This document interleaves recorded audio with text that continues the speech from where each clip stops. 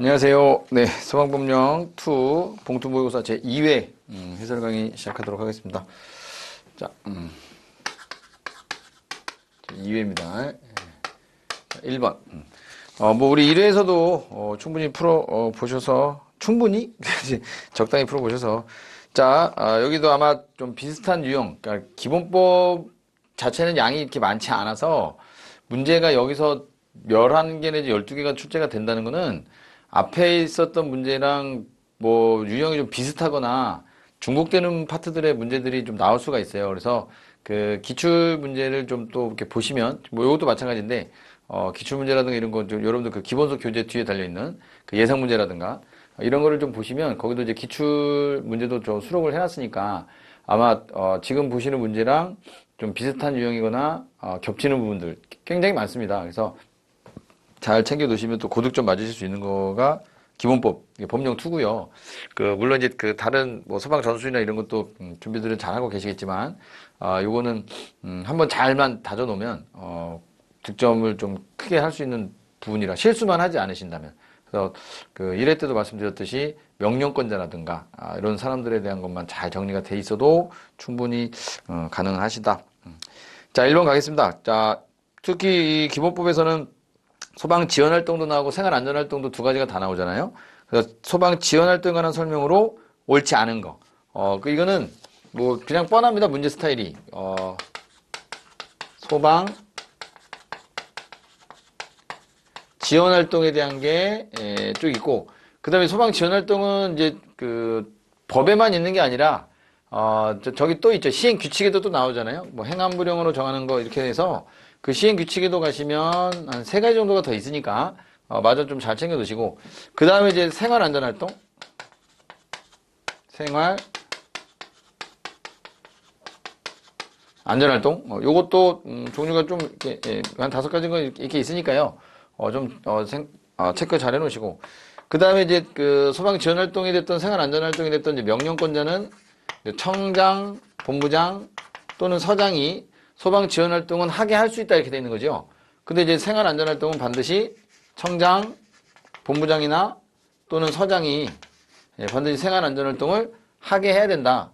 물론 이제 소방 활동과 마찬가지로 소방 활동은 진짜로 이제 위급하거나 이런 상황이 발생했을 때 소방 활동을 하게 해야 된다 이렇게 되어 있는 건데 그럼 이거 생활 안전 활동은 이거는 무조건 해야 되는 건데 만약에 공무원이 가서 하고 있는데 방해했다거나 이러면 이제 그 방해한 사람에게 얼마의 벌금을 매깁니까? 100만 원 이하의 벌금이죠. 이런 거 이제 못하게 하면.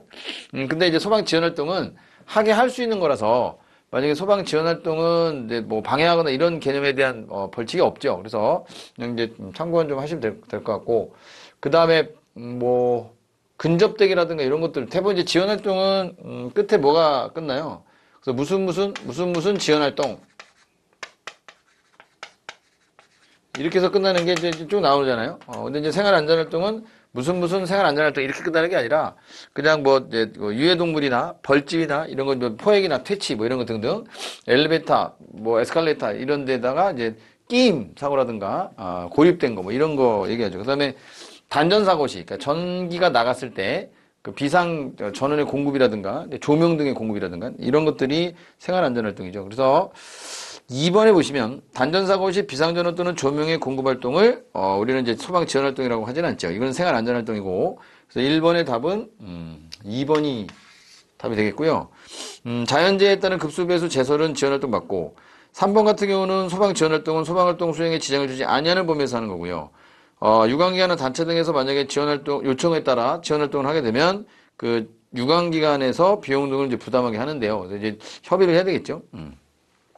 자, 답은 2번이고, 요거 이제 구별 좀 하시면 될 것 같고, 조금 이제 문제가 유형이 좀 다르게 나오면, 상자 안에다가 이 두 가지 섞어놓고, 이거를 소방 지원 활동과 생활 안전 활동으로 이제 분리하는 이런 문제들도 나올 가능성도 있고, 그런 형태가 이제 임용에서도 한번 나온 적이 있습니다. 그때 이제 여기 소방 승진에서는 아직까지 그런 형태는 나온 적이 없기 때문에 그런 부분도 나올 거다라고 이제 꼭 생각을 하시면 되죠. 근데 뭐가 나오든지 간에 일단은 이제 생활 안전 활동하고 소방 지원 활동을 이제 구별을 좀 해주셔야 된다는 거. 자, 그다음에 2번으로 가겠습니다. 자, 2번은 소방 신호의 종류 및 방법에 대한 설명으로 옳은 것은 그랬습니다. 요것도 좀 단골이죠. 소방 신호 관련된 거.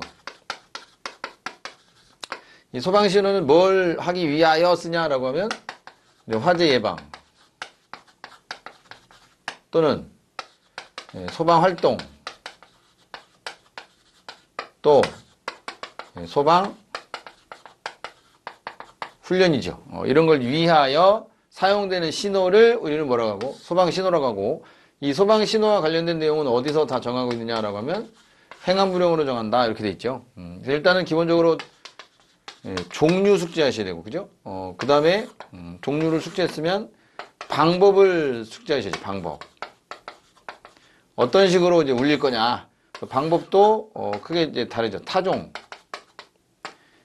땡땡땡땡 종초소 하는 거 타종하고 사이렌이 있죠. 물론 이제 사이렌만 있는 게 아니라 이제 그 밖에 거 돼서 뭐 깃대를 올린다거나 게시판을 올린다거나 뭐 통풍대를 올린다거나 하는 방법도 있는데 자 그거는 뭐 별도에 대한 규정은 없으니까 일단 근데 이제 게시판이나 깃대나 통풍대 이런 것들이 뭐가 되면 내려가면 철거가 되면 뭐로 본다는 건 있어요. 그죠? 해제된 것으로 본다라는 내용은 있습니다. 그래서 일단 그렇게 정리를 하나 하시면 되겠고 근데 종류는 뭐 당연히 외우고 계시는 게 경발해운 경발해 훈이 있죠. 그래서 경계신호, 발화신호, 해제신호, 훈련신호 이렇게 해서 네 가지 있고 타종의 경우에도 뭐 경계는 1타, 연이타 반복 여기는 이제 난타, 여기는 상당한 간격을 두고 1타 반복 여기는 연3타 반복 여기는 이제 기본적으로 간격은 5초 간격에 경계는 30초 두고 3회 자 발화는 5초 간격에 5초씩 3회 해제는 1분간 한 번만 울리면 끝나는 거고요. 훈련신호는 그죠? 5초에 2배는 10초 30초에 2배는 1분간 3회 2배는 아닙니다. 그러니까 횟수는 3, 3, 1, 3으로 가는 건 뭐 다 아실 거고 자 이렇게 해서 옳은 걸 찾는 거예요. 자 1번은 경발해운인데 화재신호 이런 건 없잖아요.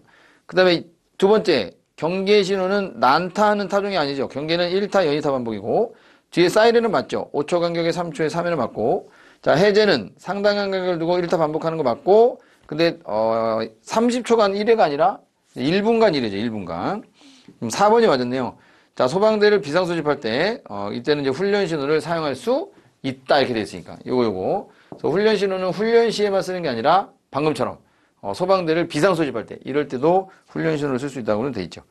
자 4번이 답이고 그 다음에 3번에 자 소방기본법상 과태료 부과 대상이 누구냐 이제 과태료 자 요것도 벌칙이라든가 과태료 종류도 좀 구별하셔야 되는데 자 1번 정당한 사유 없이 소방대의 생활안전활동을 방해했더라 라고 하면 아까 요거 설명하면서 했어요. 생활안전활동을 방해했다 그러면 100만 원 이하의 벌금이라고 그랬고 자 그러면 일단은 땡이죠. 자 문제는 과태료 부과 대상을 물어봤으니까 이번에 강제처분을 방해한 자라고 하면 300만 원 이하의 벌금이죠. 정당한 사유 없이 그 다음에 근데 이 강제처분을 방해한 자도 실제로 이제 어떠한 상황에서의 강제처분을 방해했느냐, 뭐 명령을 따르지 않았냐 이런 거에 따라 달라질 수 있죠. 맥시멈은 3년에 3천도 있으니까. 그러니까 강제처분이 지금 300만 원 이하의 벌금이다라고 한다면 어쨌든 3년에 3천도 벌금 아닙니까? 그러니까 과태료 대상은 아닌데 만약에 지금 긴급하여 화재가 번질 우려가 있는 그래서 지금 불이 나고 있는 토지나 건축물 말고 그 외의 거.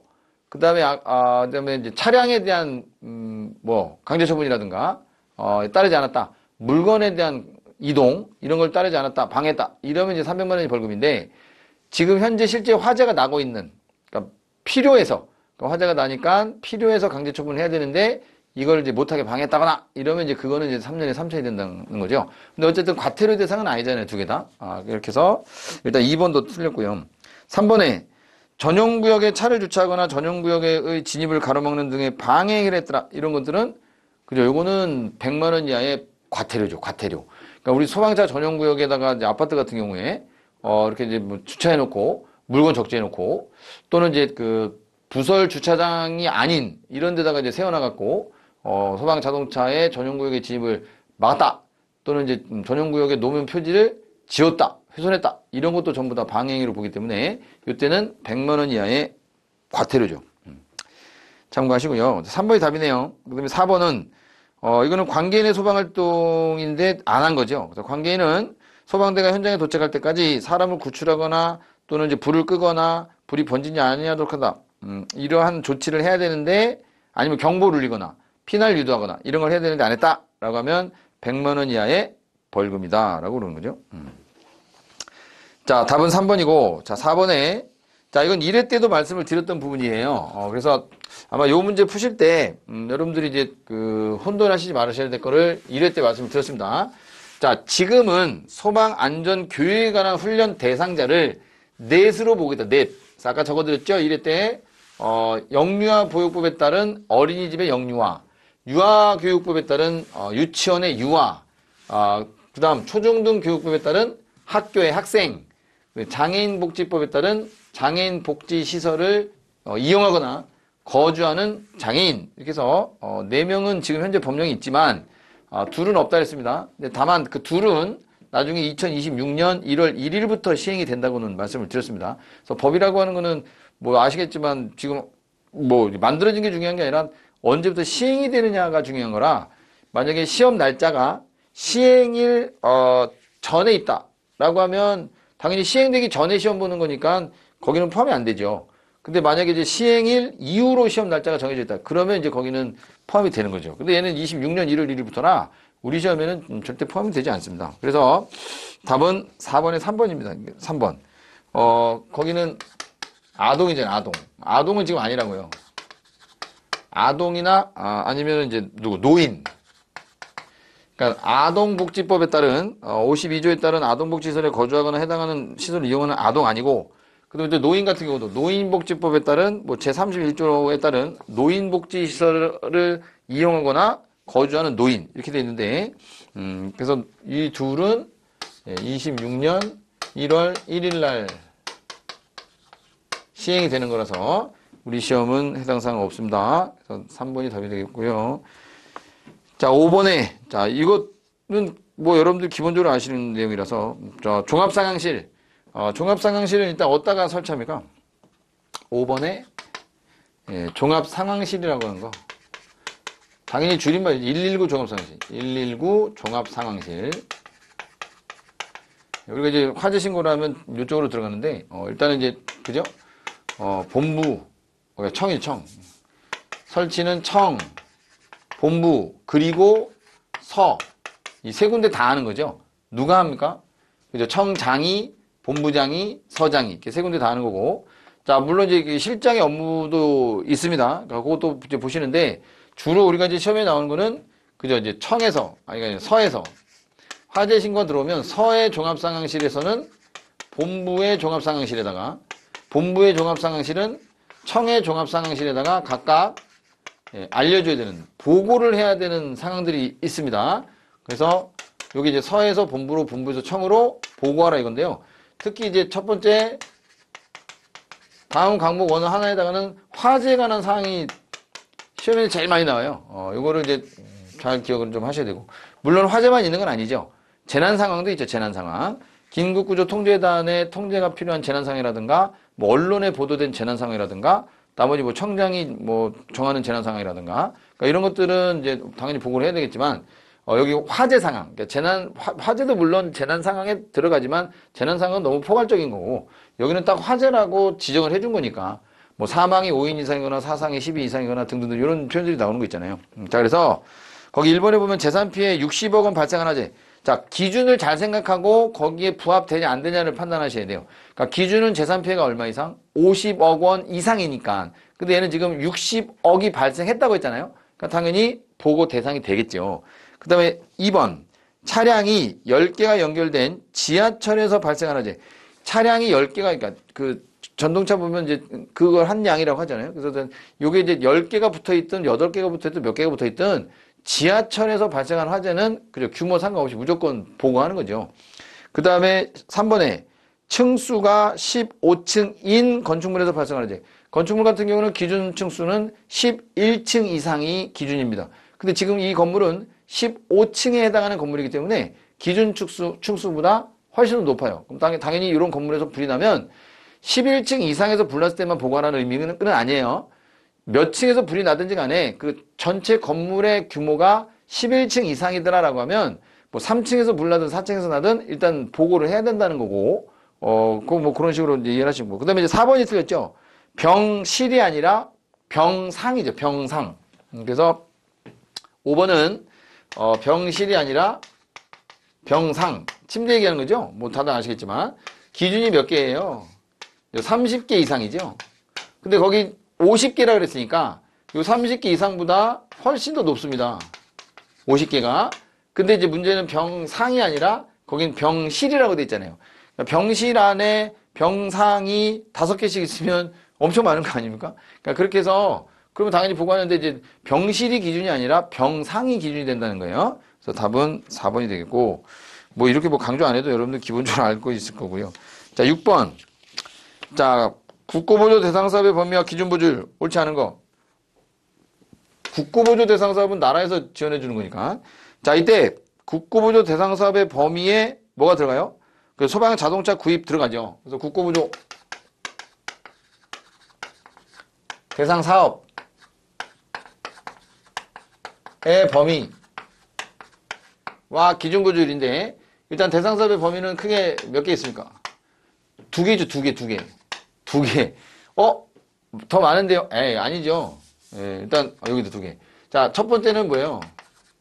소방, 장비 및 설비의 구입 및 설치, 이런 거.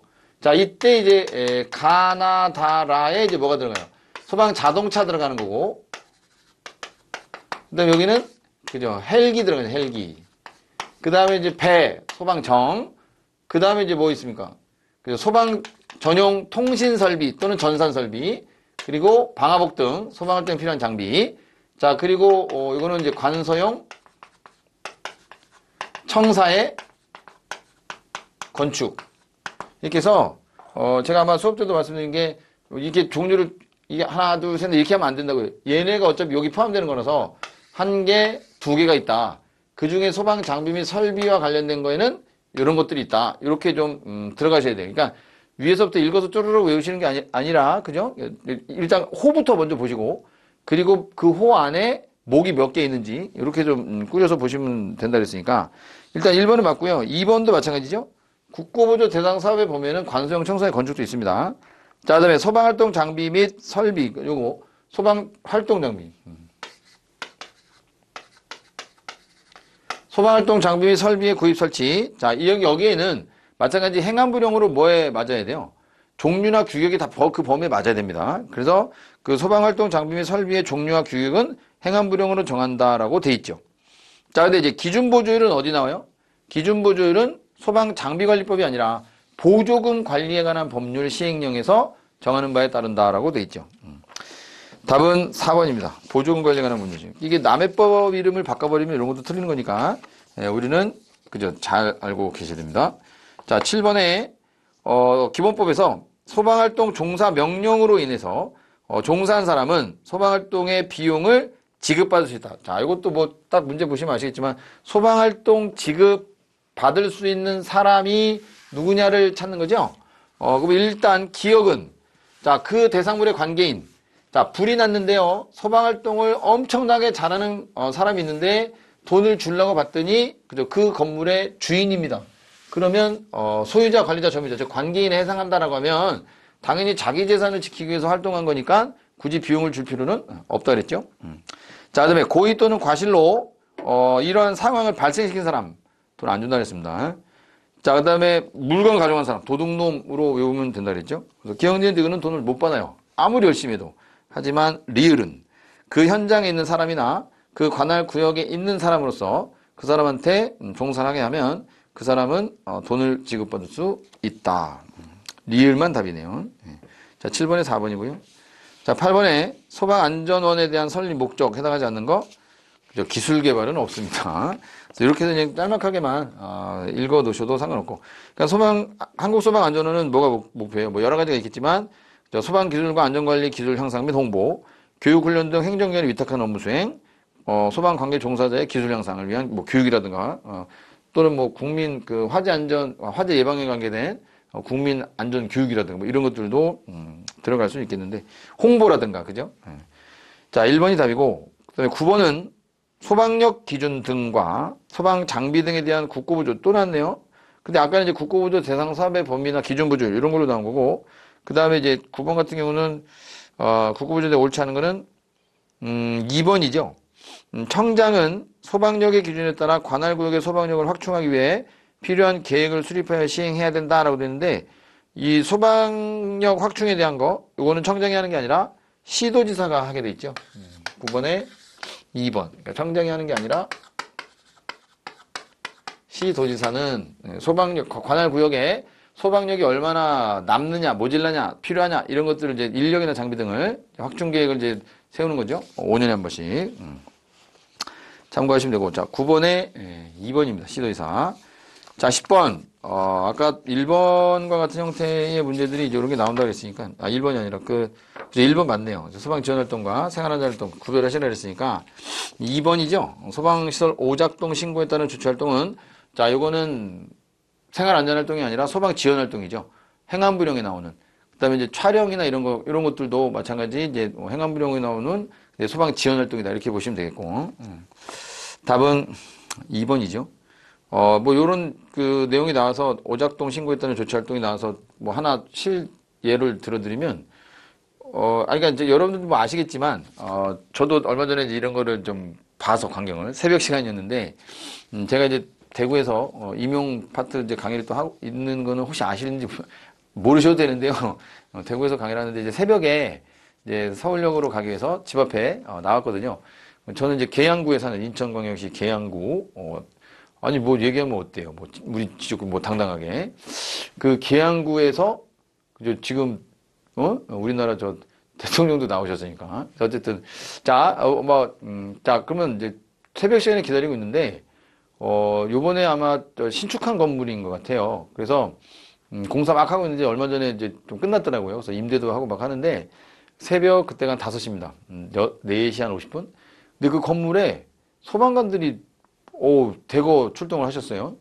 어제 건물 안에 막 돌아다니시는데 이유를 봤더니 불은 난 게 아니라 이제 벨이 울리더라고요. 벨. 그러니까 벨이 어느 층에서 울리는지 모르겠지만 하여튼 그 건물 전체 안에 굉장히 좀 크게 벨이 울리고 있더라고요. 그 새벽 시간에. 그러니까 이제 누군가가 아마 신고를 좀 한 것 같아요. 그래서 그렇게 해서 소방관분들이 이제 출동해서 혹시 이제 화재일 수도 있는 거니까 그래서 이제 조치를 좀 취하는 이제 그런 광경을 그 새벽 시간에 목격을 좀 했는데 하여튼 뭐 여러 가지 어려운 일도 많이 하시고 예? 하여튼 뭐 건강 관리도 잘 하셔야 되는데 이게 만약에 이제 진짜 화재가 아니니까 다행인데 그 건물이 지금 요번에 만든 게 좀 높던데요.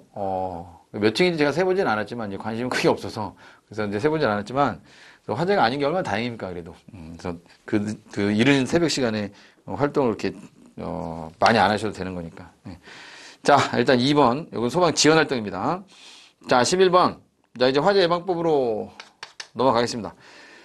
자, 소방 안전관리 대상물의 관계인이 그 장소에 근무하거나 거주 또는 출입하는 사람들이 화재가 발생하면 안전하게 피난할 수 있도록 수립 시행해야 된다. 뭐를? 피난 계획이 포함된 사항. 그래서 다음 중 몇 개가 있느냐.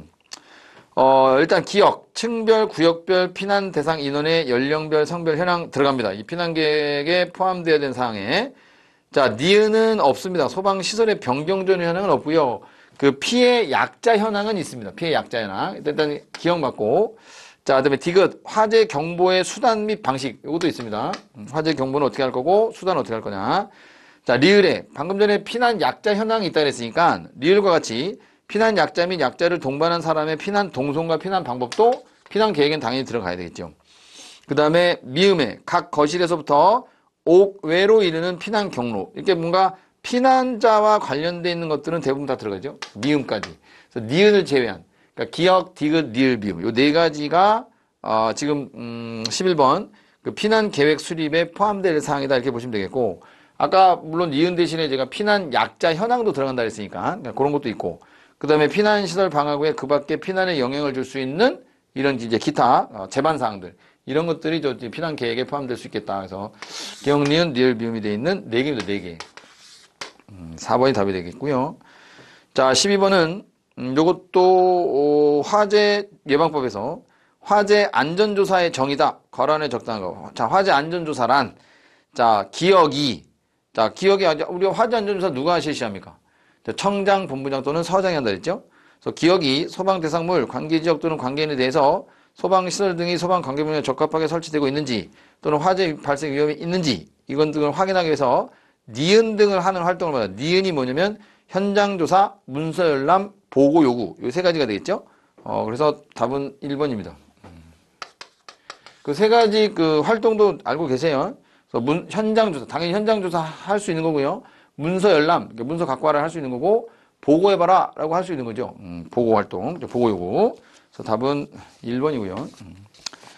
자, 13번에, 이것도 1회 때 잠깐 말씀드린 건데, 그 화재 예방법에서는 소방 안전관리 대상물이라든가 안전관리자에 대한 그 자격 기준, 또는 안전관리자가 시험 볼 수 있는 자격 기준, 이런 것도 이제 중요하다고 했으니까요.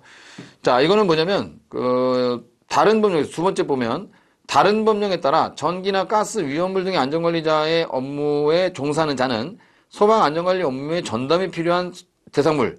요게 이제 그 소방 안전관리자를 전담으로 배치해야 되는, 그러니까 겸직을 못하는 대상물을 말하는 건데, 자, 겸할 수 없다. 자, 보통 이제 겸할 수 없는 대상물이 누굽니까? 겸직 금지. 금지 대상물. 소방 안전관리 대상물 말하는 거예요. 그러니까 전기나 가스나 위험물 안전관리자는 절대로 이 소방 대상물에는 겸직이 안 된다. 나머지는 겸직할 수 있습니다. 자격만 되면. 그래서 겸직 금지 대상물이 누구냐라고 하면 특급이나 1급 대상물이죠. 그러니까 특급 소환대나 1급 소환대 같은 경우는 반드시 소방 안전관리자가 전담이 돼야 된다. 위험물은 위험을 따로 두고 1급도 1급 소방 안전관리자가 따로 있어야 된다. 근데 2급이나 3급 대상은 그죠? 겸직이 가능하다는 거죠. 위험물 안전관리자가 내가 소방 안전관리자까지도 일을 할 수 있다 이렇게 되는 건데 특급이나 1급은 안 된다는 거고 그러면 당연히 요거는 이제 특급이나 1급에 해당하는 걸 찾으시라는 거예요. 겸직할 수 없다. 이에 해당하는 소방 안전관리 대상물이 아닌 거. 그렇죠. 그러면 특급이나 1급이 아닌 대상물, 즉 겸직이 가능한 대상물을 찾으시면 되겠죠. 그러면 1번은 돼요. 30층인 아파트. 아파트는 1급이죠. 이거 1급이죠. 보통 우리가 특급은 50층인 아파트잖아요. 근데 특급에 보시면 30층 이상인데, 아파트는 또 제외한다 이렇게 돼 있으니까. 그럼 보통 1급에는 누가 들어가요? 그죠? 30층 이상인 아파트나 지하층 빼고, 높이가 120m 이상인 아파트. 이런 것들은 1급이죠. 이건 당연히 겸직금지고. 자, 이번에 가연성 가스를 800톤 이상 전자증. 800톤이면은 뭐예요? 이제 100톤 이상 1000톤 미만이면 2급이죠. 보통 이제 1000톤 이상이 돼야 1급이 되는 거고. 2번이네요. 2번은 겸직금지 대상물에서 제외되는 거. 이거 겸직 가능한 겁니다, 이거는. 겸직 가능. 그러니까 당연히 이제 2번이 답이고. 자, 연면적 2만 제곱미터인 판매시설.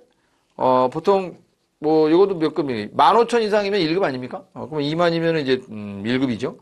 자, 그 다음에 층수가 11층 이상의 복합. 요것도 1급이잖아요, 1급. 그래서 답은 2번. 그러니까 특급이나 1급 대상물을 잘 숙지를 해 놓으시면, 그거에 해당하는 거는 뭐가 되는 거고? 겸직금지고. 해당하지 않으면 겸직할 수 있는 거. 자, 답은 2번. 자, 14번에, 소방안전관리자 등에 대한 실무교육, 옳은 거네요. 실무교육으로. 자, 1번. 실무교육의 시도지사는 나오면 안 되잖아요. 그 명령권자가 틀렸죠. 일단 1번 틀렸고, 청장이죠. 그래서 매년 수립식 한다. 자, 2번에 실무교육을 실시하기 때는 실무교육 실시 며칠 전까지? 30일이죠. 30일 전까지 보통 실무교육 실시자에게 알려줘야 되겠죠. 자, 다음에 3번에 안전관리자는 소방안전관리자로 선임된 날로부터 6개월 이내에 실무교육을 받아야 되고 그 이후 2년마다 한 번씩 실무교육 받아야 된다. 물론 안전관리 보조자도 마찬가지입니다. 그래서 14번은 3번이 답이 되겠네요. 맞는 거. 자, 4번은 왜 틀렸어요? 그죠? 안전관리자가 강습교육이나 실무교육을 받았어요. 또는 소방안전관리 보조자가 실무교육을 받으면 몇 년 안에, 1년 안에, 2년이 아니라 1년 이내에 안전관리 보조자로 이제 선임이 됐더라. 라고 하면 이미 강습교육을 수료하거나 실무교육을 이수한 날에 실무교육을 이수한 것으로 본다라고 돼 있죠. 2년이 아니라 1년 안입니다. 그럼 1년이 지나면, 그죠? 이제 기간 안에 다시 봐야죠. 6개월 안에 이제 다시 봐야 된다. 교육을 다시 받아야 된다. 이 말이죠. 자, 그 다음에 15번. 자, 화재 예방법 시행 규칙상 시도지사가 화재 예방 강화지구로 지정하여 관리할 수 있는 지역은 다음 중 몇 개인가요? 아, 잠깐만, 이게. 요거는 지금, 법률상이라고 해야 되나? 법률상? 화재 예방 및 안전관리에 관한 법률상이지. 이게 시행규칙은 아닌 것 같은데. 문제 오타네요, 이거. 그래서, 화재 예방에 관한 법률상. 법에 나오는 거죠, 법에. 법에. 그래서 이거 아마 화재 예방법이 몇 조입니까? 화재 예방 강화지구는 18조인가요? 뭐 지금 뚜렷하게 생각 안 나는데 17조가 화재 예방 조치 등과 관련된 내용일 거고 18조가 아마 화재 예방 강화지구 관련된 건데 그 화재 예방 강화지구에 보면은 이제 대상물이 거기 써 있는데 제가 왜 여기 시행 규칙으로 써놨는지 모르겠습니다. 일단은 이제 시행 규칙 자료 좀 지워 주시고 시행 법률상이죠, 법률상. 그래서 여기 이제 몇 개가 있어요. 8개인가 있잖아요. 시장, 그러니까 시장 지역 또는 이제 목조 공장, 그러니까 목조 건물이 밀집한 지역, 공장 창고 등이 밀집한 지역, 그다음에 위험물 저장 및 처리시설이 밀집한 지역, 노후 및 불량 건축물이 밀집한 지역, 석유 화학 제품을 생산하는 공장이 있는 지역, 그다음에 또 뭐 있어요? 산업단지, 10개구나. 물류단지, 그 다음에 물류단지가 제일 마지막에 들어온 거고, 그 다음에 이제 소방시설, 소방용수시설 또는 소방출동로가 없는 지역, 그 다음에 이제 관서장이 이제 지정할 필요가 있다고 좀 인정하는 지역. 10개인데. 자, 일단, 여기서 해당하지 않는 거는, 몇 개냐, 이제. 일단 시장 지역 들어가죠. 기업. 그 다음에 니은은 밀집한이라 해야 되는데 있느니까 틀렸고, 디귿도 밀집한이 돼야 됩니다. 자, 리을은 석유화학 제품을 생산하는 군에 있는지 맞죠? 미음은 방금 전에 얘기했던 물류단지, 산업단지 들어가니까. 그래서 기역, 리을, 미음에 해당하는 3개가 있네, 3개. 3개. 자, 확인하시고. 자, 그 다음에 16번. 요런 화재 예방 강화지구도 중요하니까. 자, 그리고 이 화재 예방 강화지구에서의 교육 훈련도 있잖아요. 그죠? 할 수 있다. 교육 훈련을 할 수 있는 거고. 그 다음에 여기는 화재 안전조사도 하잖아요. 무조건. 1년에 한 번씩 관서장이. 교육훈련도 관서장이 할 수는 있는데 하게 되면 1년에 한 번 정도 이렇게 이제 할 수 있다. 이렇게 돼 있으니까. 자, 그러면 교육 통보도 들어가야 되죠? 관계인에 대한 소방교육 훈련을 하려면 뭐 통보를 해줘야 될 거 아니에요? 그거는 교육훈련 며칠 전까지? 10일 전까지. 그래서 보통 이제 대상자가 정해진 교육훈련에 대해서는 10일 전인데 아까처럼 이제 안전관리자에 대한 교육훈련은 30일이다. 그렇게 보시면 된다 그랬고. 자, 16번은, 우리 안전관리 업무를 소방 안전관리자를 선임해서 해도 되지만, 감독을 할 수 있는 안전관리자가 있다면, 그거는 이제 대행 업무를 뒀을 때, 소방 안전관리 대상물에 소방 안전관리 대행을 두게 되면, 그 대행하는 사람을 또 감독할 수 있는 사람을 소방 안전관리자 선임할 수 있지만, 자, 일단 그 대행에 대한 그 대상물, 그럼 누가 있냐, 이제 특급은 안 되고, 1급, 2급, 3급인데 1급 중에서도 뭐는 안 돼요? 연면적 15,000제곱미터 이상은 안 되고, 그 다음에 또 안 돼. 11층 이상, 이런 거 제외되는 거죠. 그러면, 보통 이제 거기에는 또 대행 인력을 또 배치를 해야 되는데, 그럼 대행 인력이 이제 할 수 있는 게, 1급 대상물하고, 2급 대상물이 있어서, 보통 이제 그 어떤 설비를 갖추고 있다면, 이제 스프링클러 설비라든가, 또는 물부무 등이라든가, 재현 설비 이런 대상들은 이제 또 누가 있어야 됩니까? 중급 점검자, 중급 점검자 1명 이상 이렇게 있어야 되겠죠? 그 다음에 이제 3급 같은 대상물의 경우에는 이제 자탐이나 3급 대상물 설치 대상이 자탐 아니면 또는 이제 뭐예요? 간이 스프링클러 설치 대상이니까 여기는 누구만 있으면 돼요?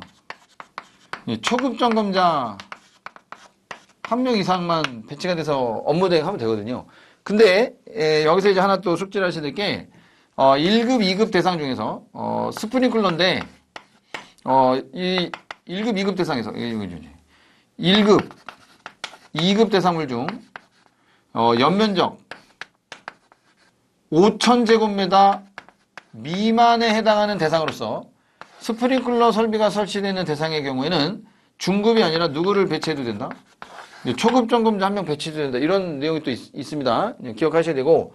그 다음에 요 스프링클러 설비에는 또 누가 포함이 돼요? 화재 조기 진압용. 화재 조기 진압용 스프링클러 설비가 포함되는 거고, 요 물분무 등에서는 누가 또 제외됩니까? 호스릴 방식은 제외됩니다. 그리고 여기 1급, 2급 대상에서 연면적 5,000제곱미터 미만일 때는 초급을 둬도 되는데 이때는 누구만 해당되는 거예요? 스프링클러 설비만 해당됩니다. 물 부분 등이나 제어는 5,000제곱미터 미만이다 하더라도 1급 대상이나 2급 대상의 경우에는 물 부분 등이나 제어 설비 설치 대상의 경우에 중급 점검자 1명 이상이 있어야 됩니다. 저 초급 점검자 1명 이상이 있어도 된다라고 하는 거는 스프링클러 설비에 한해서만 말씀을 드린 거예요. 물론 스프링클러 설비에는 누가 포함된다 했으니까? 화재 조기 진압용도 포함된다 했으니까 화재 조기 진압용의 경우에도 뭐 5,000제곱미터 미만이면 초급 점검자 1명이다 이렇게 둬도 상관이 없다 이런 말이죠. 자, 그래서 답은 여기서는 거기 써 있는 게 1급 안전관리 대상물에 스프링클러 설비가 설치된 경우 대행 인력의 기술 등급 기준에 해당하지 않는 것. 다만 연면적 5,000제곱미터 이상인 경우에 한한다 했으니까 답은 2번입니다. 중급. 만약에 5,000제곱미터 미만이다 그러면 초급이라고 하는 거예요. 초급 이상. 자, 여기서는 중급 이상이에요. 2번이 답이 되겠고. 자, 17번에는 화재법상 소방안전관리자 자격시험 응시 자격에 관한 내용으로 특급, 아까 우리 1회 때는 1급이 나왔는데 여기는 특급 소방안전관리자 시험에 응시할 수 있는 자격 기준에 해당하지 않는 거 그랬습니다. 자, 답은 1번. 여기서 이제 하나 기억할 거는 방금 전 이 소방안전관리자를 직접적으로 선임을 해도 되지만, 자, 만약에 소방안전관리자를 선임 안 하고요. 이 사람이 이제 관리업에 등록된 누구라고 하자, 이제. 대행. 안전관리 대행이라고 한다면, 이 안전관리자를 대행하는 사람을 감독할 수 있는, 이 감독할 수 있는 사람을 또 뭐예요? 이 사람을 소방안전관리자 둬도 된다 그랬잖아요? 이 사람이 이렇게 이제 뭐예요? 감독하는 거예요, 감독. 이 안전관리가 대행업자가 잘하고 있는지를 감독을 하는데, 이 감독에 대한, 경력은, 감독 경력, 이런 거는 인정 안 해줍니다, 이제. 감독에 대한 경력은 인정하지 않는다. 제외라고 되어 있거든요. 시험 자격에. 근데 거기 1번에 보면, 세 번째 줄에 뭐라 되어 있어요? 관리업자를 감독하는 그랬습니다. 감독에다 동그라미 치셔야죠. 자, 이러한 소방안전관리자로 선임된 실무 경력은 제외라고 하나 써놓으세요. 제외. 그래서 실무 경력이 있는 사람은 제외. 그러니까 감독에 대한 경력이 아니라 실제로 본인이 안전관리 업무를 수행을 해야 된다 이 뜻입니다. 자, 답은 1번이고요. 2, 3, 4는 맞는 거니까 한번 읽어보셔요. 예. 자, 그 다음에 18번째는 자, 우리 시행령에 보시면 이제 소방시설법이네요, 이제. 자, 시행령에 보면 이제 그 특정 소방대상물의 종류가 쫙 나오는데 시행령 별표 2번에 거기 마지막에 가면 이제 비고사항이 있죠. 그래서 요거를 이제 그 하나로 볼 거냐, 두 개로 볼 거냐, 각각으로 볼 거냐, 아니면 두 개를 하나로 볼 거냐, 다시 하나를 별개로 볼 거냐, 아니면 이제 지하 상가로 볼 거냐, 이제 건축물의 지하층으로 볼 거냐, 이런 이제 비고사항들이 좀 나오는데, 자, 여기는 뭐라고 되냐면 연결 통로, 둘 이상의 특정 소방대상물에 복도 또는 통로로 연결된 경우 이를 하나의 대상물로 볼 수도 있는데 하나의 대상물로 보지 않는 경우, 이게 잘못된 걸 찾으라는 거죠. 그럼 내화 구조로 된 연결 통로는 무조건이 아니라 벽이 있는 경우와 없는 경우로 나눠지는데 벽이 없는 경우는 6m 이하일 때 두 개를 하나로 보는 거죠. 근데 여기는 벽이 없는 경우로서 길이가 10m 이하다라고 하면 이건 아니죠. 이거는 이제 벽이 있을 때, 그러니까 벽이 있을 때 10m 이하이면 두 개를 하나로 볼 수 있지만 벽이 없는데 10m 이하이면 6m 이상이죠.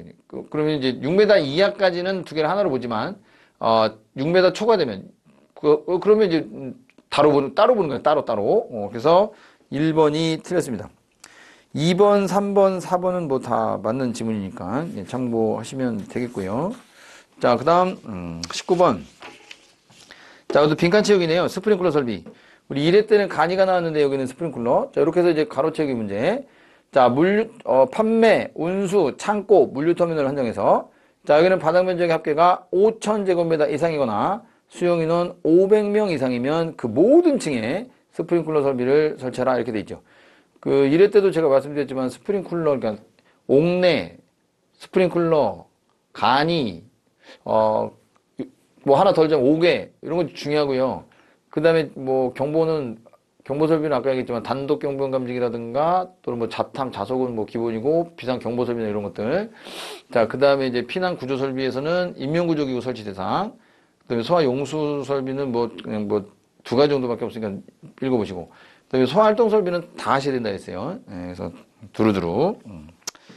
자, 답은 3번. 자, 20번에 내용연수라는 표현이 나오네요. 두 번째. 네, 내용연수가 경과한 소방용품의 교체.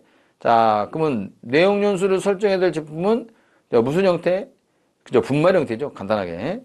그 다음에 이제 내용연수 기간은 10년이죠. 그래서 이제 이게 뭐 유통기한 그런 비슷한 거, 뭐 사용기한이라고 해야 되나? 뭐 유통기한. 하여튼 이제 그렇게 해서 분말 형태를 사용하는 이제 소화기, 그러니까 분말 소화기죠. 쉽게 얘기하면. 그 다음에 내용연수는 10년. 네. 그래서 10년이 경과된 소화기는 어떻게 하셔야 돼요? 교체죠. 교체. 네. 그래서 소방 점검 같은 거 받으셨을 때 지적사항이 있으면 바로바로 이제 교체하고 소방서에 또 알려야 되겠죠. 그래서 관서에 또 보고를 해야 됩니다. 조치사항에 대한 걸. 자, 그 다음 2번이 답이네요. 자, 21번. 자, 내진 설계 기준. 이것도 간단하죠.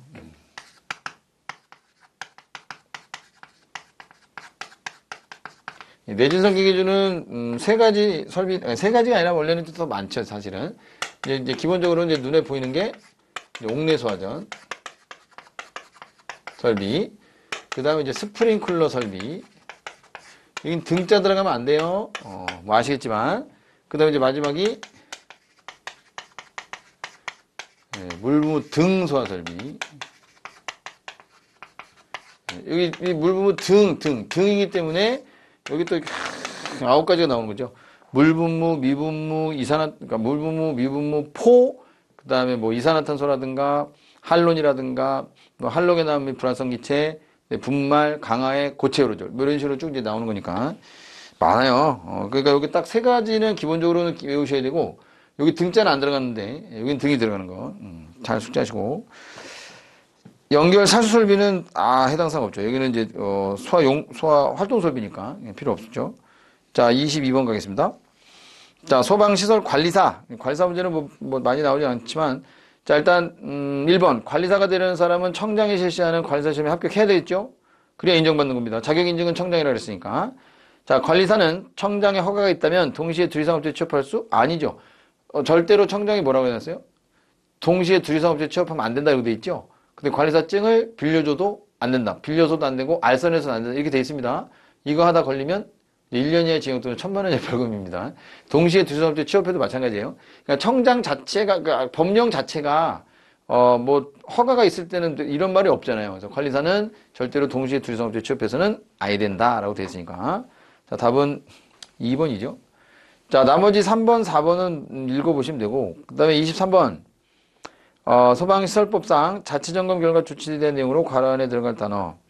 자, 관리업자 또는 안전관리자로 선임된 소방시설 관리사 및 기술사는 자체점검을 실시하면, 이게 법에 따라, 점검이, 기억에 들어갈 말. 근데 밑에 보기를 가면 되죠. 점검이 기억. 끝난 날로부터 10일이냐, 끝난 다음 날로부터 10일이었는데, 보통 끝난 날로부터죠. 보통 뭐뭐한 다음 날 이렇게 나오는 거는 우리 화재 예방법에 화재 예방 조치와 관련된 거. 그래서 이제 공무원이 물건을 옮기거나 쳤다. 그러면 그때 이제 뭐 다음 날에 뭐 한다 뭐 이런 식으로 나오는 것 같은데. 자, 거기만 다음 날. 자, 여기는 끝난 날로부터 열흘입니다. 열흘 안에 등등등등 해서 자, 관계인에게 일단 제출하는 거예요. 자, 그리고 자체점검 실시 결과 보고서를 제출받은 관계인이라든가 스스로 자체점검을 실시한 관계인은 디귿입니다. 자, 디귿도 관계인입니다. 자, 법에 따라 자체점검이 여기도 끝난 날로부터 15일입니다, 여기는. 관계인이 본부장 서장한테 내는 거는 15일이고, 그 다음에 대행업자라든가 또는, 기술사라든가 관리사가 자체점검을 스스로 했다. 그러면 이제 관계인한테 보고하는 거는 열흘이고요. 자, 15일 이내에, 등등등 쭉 해서 마지막에 하니까, 자, 누구에게? 그죠, 본부장 또는 서장에게 서면으로 제출해야 돼요. 서면으로 보고를 한다거나 아니면 청장이 지정하는 전산망을 통해서 보고하라 라고 돼 있죠. 그래서 미음에 들어갈 말은 본부장 서장. 자, 그래서 답은 1번이네요. 이것도 지문 자체를 그냥 좀, 잘 읽어 놓으시면, 충분히 또 헷갈리지 않게 찾아갈 수 있는데, 이 날짜가 나오는 것들은 꼭 항상 헷갈려요. 그래서 날짜가 나오면, 끝난 날로부터 10일, 끝난 날로부터 15일, 그래서 10이 먼저 나오는 거니까 이게 기억하시면 되죠. 10이 먼저 나오고 15가 두 번째 나오는구나 이렇게 기억을 하시면 되겠죠. 자, 그다음에 24번. 자, 유사한 소방시설 설치 면제 기준입니다. 자, 이때, 여기도 뭐 꽤 많습니다, 시설이. 뭐 스프링클러 면제 대상, 뭐 옥내수 소화전 면제 대상 뭐 등등 많이 있는데 여기는 문제가 이제 재현 설비가 면제될 수 있는 기준이에요. 이런 것들도 조금 이제 까다로운 부분에서 나올 수 있는 거라서 한번 내봤고요. 자, 직접 외부 공기와 통하는 배출구의 면적의 합계가 해당 재현구역, 여기서 해당 재현구역하고 괄호가 네 번째 줄, 재현구역 바닥 면적의 얼마 이상이고 배출구로부터 각 부분까지의 거리가 얼마 이내이며 공기 유입구가 화재안전 기준에 적합하게 설치됐다면 재현 설비를 면제하겠다 이런 말인데요. 일단 외부 공기와 직접 통하는, 그러니까 직접 외부 공기와 통하는 배출구의 배출구의 면적의 합계가 해당 재현구역 바닥 면적의 100분의 1 이상이고입니다. 100분의 1 이상이고. 그러니까 외부와 통하는 배출구의 면적이 많다는 거죠. 바닥 면적에 대하여 100분의 1 이하가 아니라 100분의 1 이상이면 그만큼 이제 좀 넓다는 거죠. 자, 그 다음에 이제 배출구로부터 각 부분까지의 수평거리. 수평거리는 보통 수평거리가 30m 이내이며 공기 유입구가 화재안전 기준에 잘 설치되어 있다라고 한다면 재현 설비는 제외해도 되겠다라고 보는 거예요. 물론 하는 거 갖고는 뭐라고 안 하죠. 이건 제외 기준이니까. 제외 기준인데 왜 제외 안 했어요? 라고 뭐라고 하진 않을 거 아니에요. 그러니까 제외를 할 수 있는 거니까 해도 되고 안 해도 그만인데 만약에 그 면적이라든가 아니면 그 뭐 거리라든가 이런 거에 만족을 하지 아니하면 제외는 안 되는 거죠. 그 제외 안 되는데 제외에다 걸렸다 이러면 이제 문제가 되겠지만. 자, 25번 가겠습니다. 자, 임시 소방시설 설치에 대한 내용도 별표 좀 쳐놓으세요. 이게 시험에서 임시 소방시설이 또 잘 나올 수도 있는 거니까.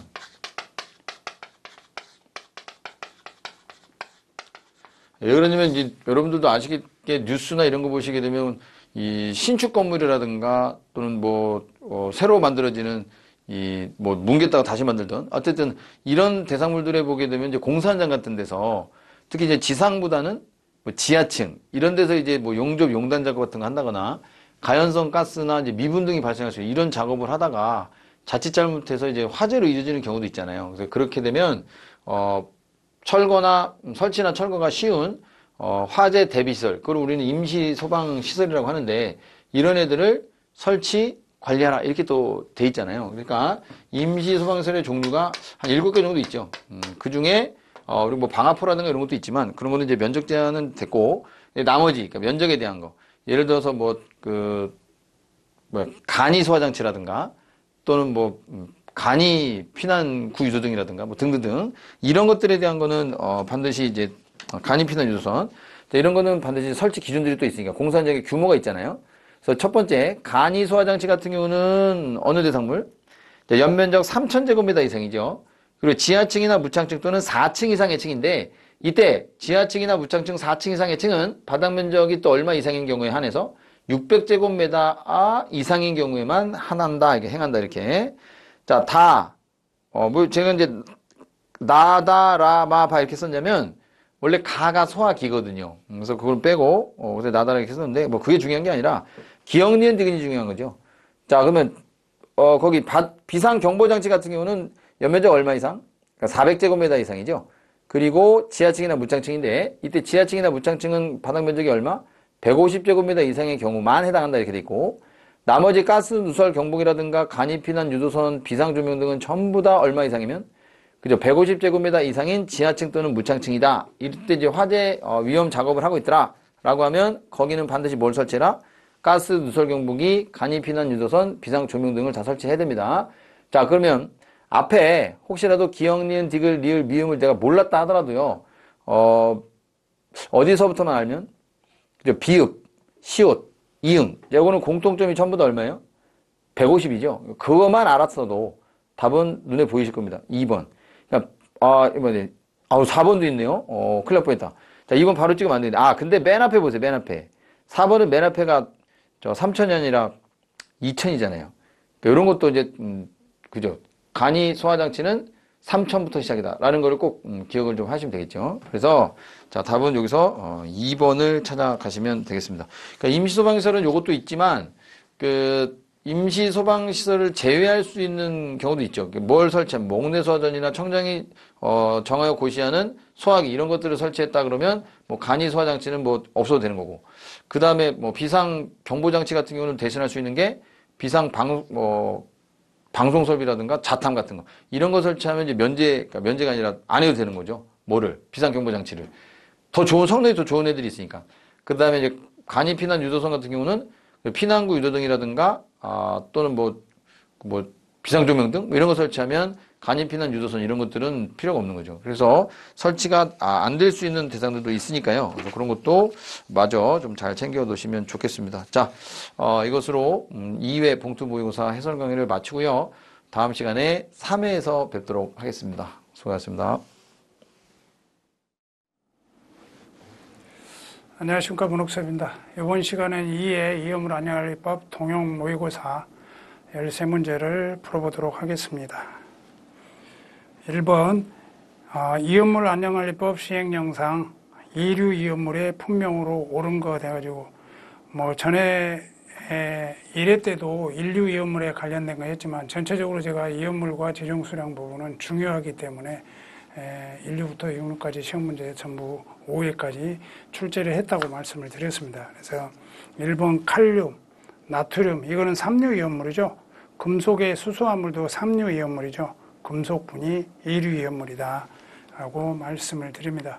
그래서 여기에 이제 2류 이온물 구분은 전체적으로 제가 이제 암기하는 게 이제 항아인이 황건적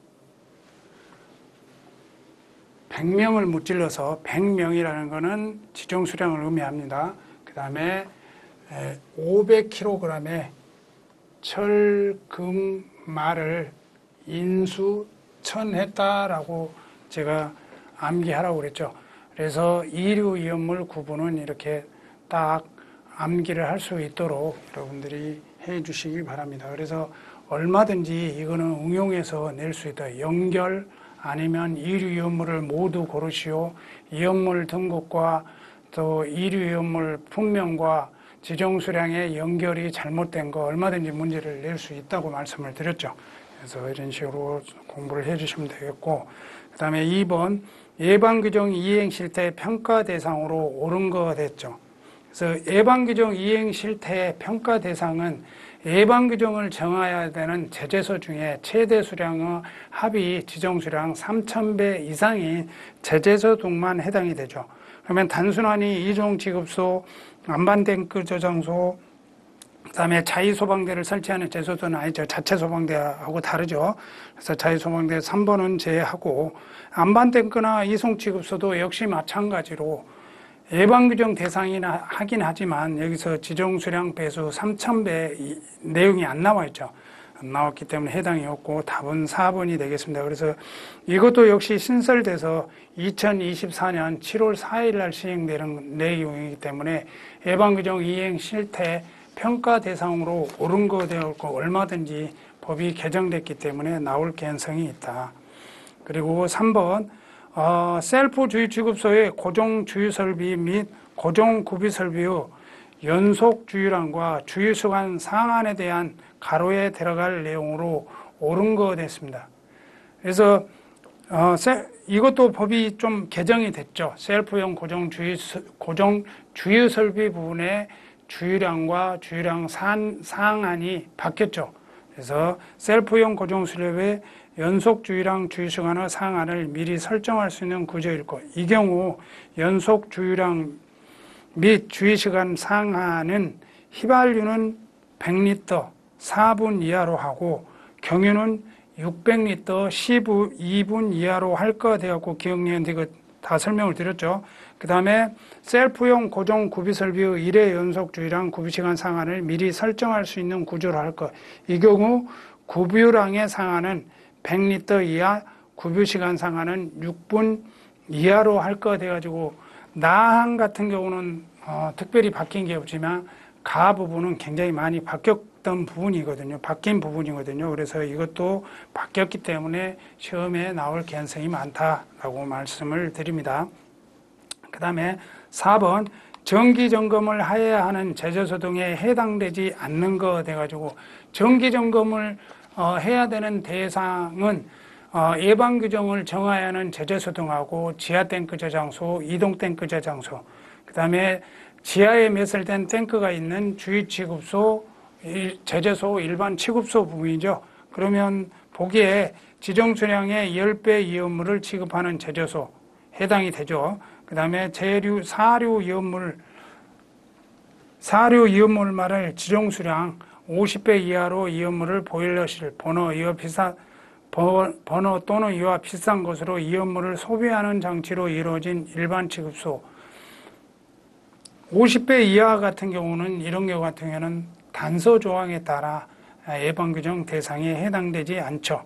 그 다음에 150배 5개 저장소, 10배 이온물을 저장하는 이동탱크 저장소. 이동탱크 저장소는 지정수량 배수와 관계없이 지하 탱크는 정기 점검 대상에 해당이 되죠. 그래서 이 부분도 역시 마찬가지로 일반 취급소에 한 단서를 응용해서 낸 문제가 되겠습니다. 그 다음에 다음 제재소 등에서 이온물의 저장 취급해야 하는 기준 중 이온물의 유별 저장 취급 공통 기준으로 옳은 것이 나왔습니다. 그래서 이 부분은 제가 전부 표로 정리를 해야 되는데 이온물의 저장 취급 기준 중에 유별 저장 취급 기준이 중요 기준으로 나와 있죠. 그래서 1류부터 6류까지 해서 거기에 구분을 했는데 이렇게 이제 개조식으로 나오면 전체를 읽어봐야 되는 개념이거든요. 그러다 보니까 상당히 어려움이 있다. 그래서 답은 1번이 되겠고요. 이거는 이런 식으로 여러분들이 지문을 길게 함으로써 난이도를 조절할 수가 있다. 그래서 이것도 구별해서 잘 암기를 해 주시기 바랍니다. 그래서 1번 같은 경우는 가연물과의 접촉 혼합이나 분해를 촉진하는 물품과의 접근, 과열, 충격, 마찰을 피하는 한편 알카리 금속 가산화물 및 이를 함유한 것에서는 물과의 접촉을 피해야 한다라고 해서 옳은 지문이 되었고 2, 3, 4, 4는 자세하니 아래 해설하고 연관해서 보면 조금씩 틀립니다. 그래서 이게 긴 지문 쉬운 것 같지만 실질적으로 이런 식으로 계절식으로 내버리면 시간이 부족하는 사례가 발생할 수도 있다. 그래서 명확히 구분해서 5번 같은 경우도 공부를 해 주십사 당부를 드리고, 그 다음에 6번 5개 탱크 저장소 후 이치구조 설비의 기준에 관한 내용이다. 빈칸에 들어갈 숫자로 옳은 것은 지정수량 950배를 저장하는 5개 탱크 저장소의 보유공지는 5m 이상이다. 그래서 그 보유공지 기준이 있죠. 그래서 그 보유공지 기준에 대한 내용은 알아야 됩니다. 그 다음에 펌프실 주위에 너비 3m 이상의 공지를 보유해야 되고, 다만 방화상 격벽으로 설치한 경우와 육류 이온물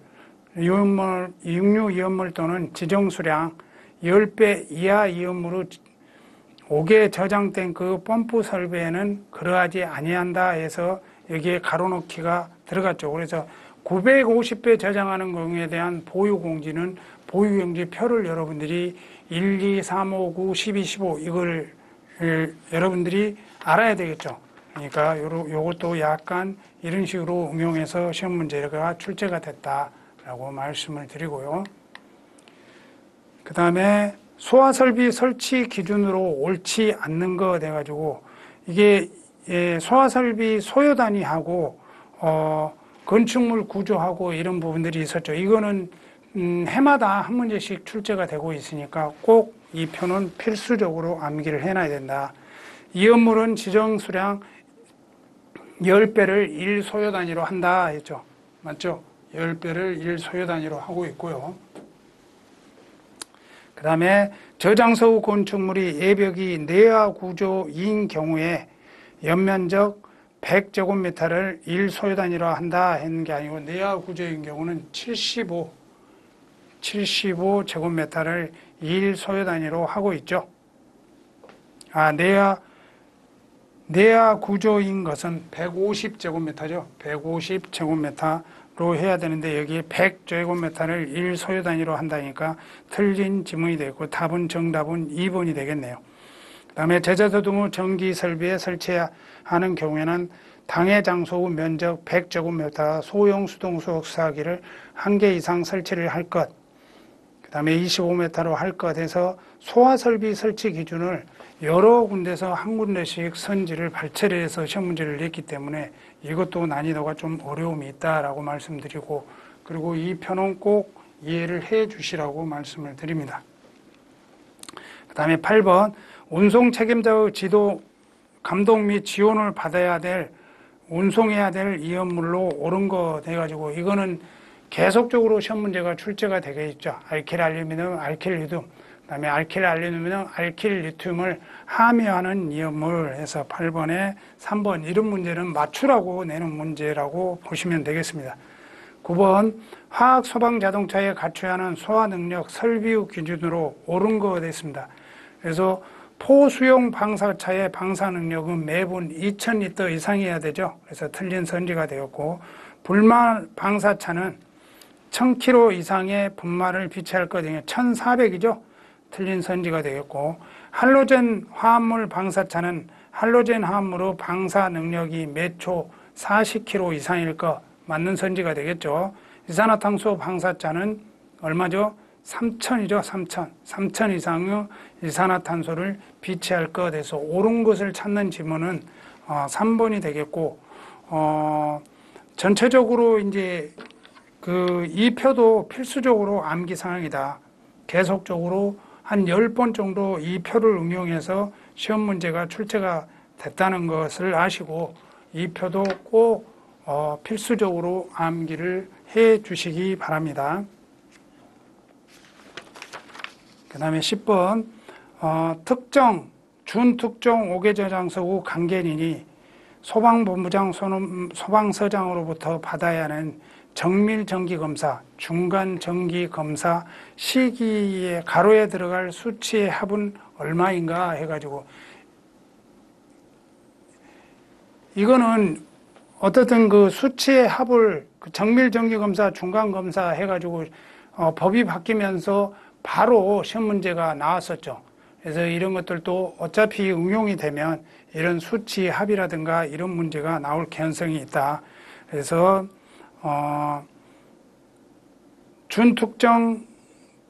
특정 준특정 5개 저장소 설치 허가 안공검사에 따른 안공검사 필증을 교부받은 날로부터 12년, 최근 정밀점검 검사를 받은 날부터 11년, 그 다음에 중간검사는 안공검사 필증을 받은 날로부터 4년, 그 다음에 최근 정밀정기검사, 중간검사 받은 날부터 4년, 이 숫자를 합하면 31이 되겠습니다. 그래서 답은 2번이 되겠고요. 그래서 이 부분도 시험 문제가 출제가 됐었으니까 이 정기검사 핵심 정리 부분도 여러분들이 공부를 하면서 해설 부분도 완벽하니 이해를 해 주시기 바랍니다.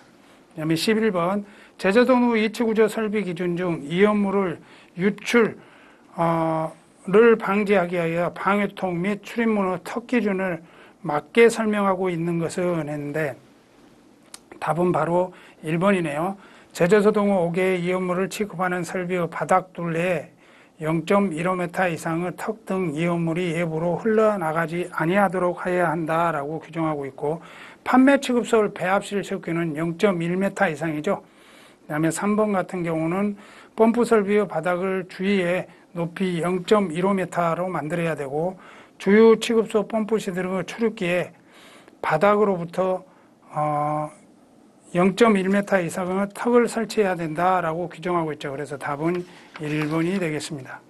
그 다음에 12번 한국소방산업기술원에 위탁할 수 있는 소방본부장, 소방서장의 업무 내용으로 옳은 거 돼가지고 이제 권한의 위탁 부분이 있었죠. 그래서 시도지사가 기술원에, 소방본부장, 소방서장이 기술원에, 그 다음에 소방청장이 안전원에, 그 다음에 소방청장이 기술원에 하는 권한의 위탁 부분이 있는데, 소방본부장, 소방서장이 위탁하는 딱 한 가지 있습니다. 50만 리터 이상의 5개 탱크 저장소에 정기검사 부분이다. 그래서 답은 12번에 1번 바로 유추돼야 됩니다.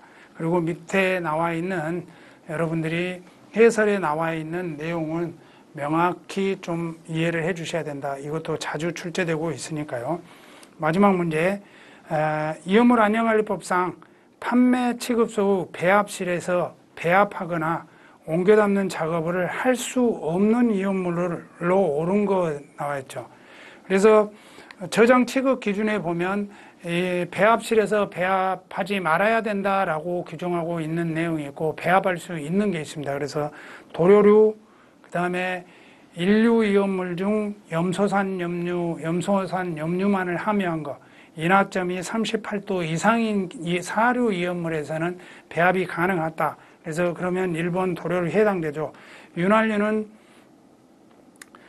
인화점이 굉장히 높죠. 그래서 사소기류에 해당되기 때문에 이거는 해당이 되고요. 염소산 염류만을 함유한 거는 해당이 되죠. 그래서 제1소기류는 해당이 없다. 그래서 답은 4번이 되겠습니다. 이상으로 이제 2의 13문제를 풀어보았습니다. 수고하셨습니다.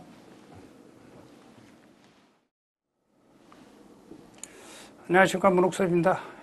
다중영업법 통용모의고사 2의 14번부터 한번 풀어보도록 하겠습니다.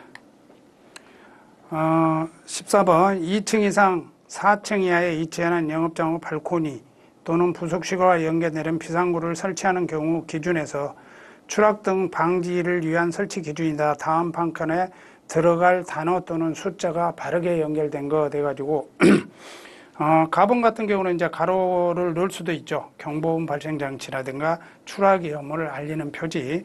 그다음에 이제 나번에 부속실의 건물 내부에 나가는 문 안쪽에 기둥, 바닥, 벽 등의 경과한 부분에 탈착이 가능한 쇠사슬 또는 안전 노프를 바닥면으로부터 120cm 이상의 높이의 가로로 설치할 것. 다만 120cm 이상의 난간이 설치된 경우에는 쇠사슬이나 안전 노프를 설치하지 않을 수 있다는 기준이 있거든요. 그래서 그 기준에 의해서 이 가로놓기 문제를 출제를 해봤습니다. 그래서 여기에 4번 쇠사슬 안전 노프 120cm다. 그래서 여러분들이 이제 해설해 보면 실제로 이제 이렇게 가로놓기로 세 문제를 출제를 했지만 지금 그 비상구 부분에 지상층의 비상구 부분을 이제 법이 바뀌면서 2층 이상 4층 이하로 명확해졌죠. 그 명확한 부분에 발코니와 부속실을 설치를 했을 경우에 우리 추락 방지, 그동안 이제 우리 많이 그 특별 점검도 많이 다니셨잖아요. 그래서 추락 방지를 위해서 여러 가지 시설을 했죠. 그래서 다음 중 추락 방지 설비를 모두 고르시오. 추락 방지에 해당되지 않는 거, 이런 것들도 충분히 시험 문제 출제가 될 수가 있겠죠. 그래서 경보음 발생 장치, 그 다음에 추락 위험을 알리는 표지. 그래서 제가 기본 이론회 할 때 아예 그 그림 같은 것도 여러분들이 보여드렸죠. 그 다음에 쇠사슬, 안전 로프, 이 네 가지 중에 해당되지 않는 거를 집어넣을 수도 있겠죠. 그래서 이렇게 응용해서도 충분히 시험 문제가 출제된다는 거 같이 공부를 해 주시면 되겠습니다. 그리고 15번 다중업소 영업장 내부를 구획하고자 할 때에는 불연재료로 구획해야 한다. 이 경우 천장까지 구획해야 하는 다중영업소 영업장이 있는데 여기에 해당되지 않는 거 돼가지고 보면 이제 법 10조 2에 보면은 나와 있죠. 단란주점 영업, 유흥주점 영업, 노래 연습장 영업에 대해서는 불연재료로 구획해야 되는데 천정까지 반자 소까지 구획한다고 규정하고 있죠. 대부분이 이제 그걸 확인하지 않으면은 그냥 천장 밑에 반자를 대는데 반자가 통으로 되어 있죠. 그래서 화재가 나면 옆실까지 화재가 확대되기 때문에 이런 기준을 규정하고 있다. 그래서 4번이 고시원업 영업장은 해당이 없죠. 그 다음에 16번 관할 세무관서장의 장에게 가세정보 제공을 요청할 수 있는 내용이다. 가로에 들어갈 내용의 순서로 옳은 것은 해가지고 소방청장, 소방본부장은 소방본부장 또는 소방서장은 다중영업주가 또는 휴업, 폐업 또는 사업자 등록 말소 사실을 확인하기 위하여 필요한 경우에 사업자 등록번호를 기재하여 관할 세무관서장의 장에게 이 법이 정하는 사항에 대한 가세정보 제공을 요청할 수 있다. 이 경우 요청받는 세무관서장은 정당한 사유 없으면 그 요청에 따라야 된다라고 규정하고 있죠. 그래서 이제 이 부분이 실질적으로 옛날에 저희들이 이제 업무하면서 다중영업이 폐업을 한다든가 휴업한다든가 해가지고 특별점검을 나가도 이게 관계인에 대한 어떤 책임이라든가 만나볼 수 없어서 특별점검이 안 됐잖아요. 그래서 세무관서장에게 가세정보를 요청할 수 있는 기준을 마련을 해놨죠. 거기에 대한 가로놓기 문제가 되겠습니다. 그래서 이 부분도 역시 마찬가지로 가로놓기로 만들었지만 여기에 보면 과세조 이 경우 요청받는 세무관서장에게 요 아래사항을 요청할 수 있다고 돼 있죠.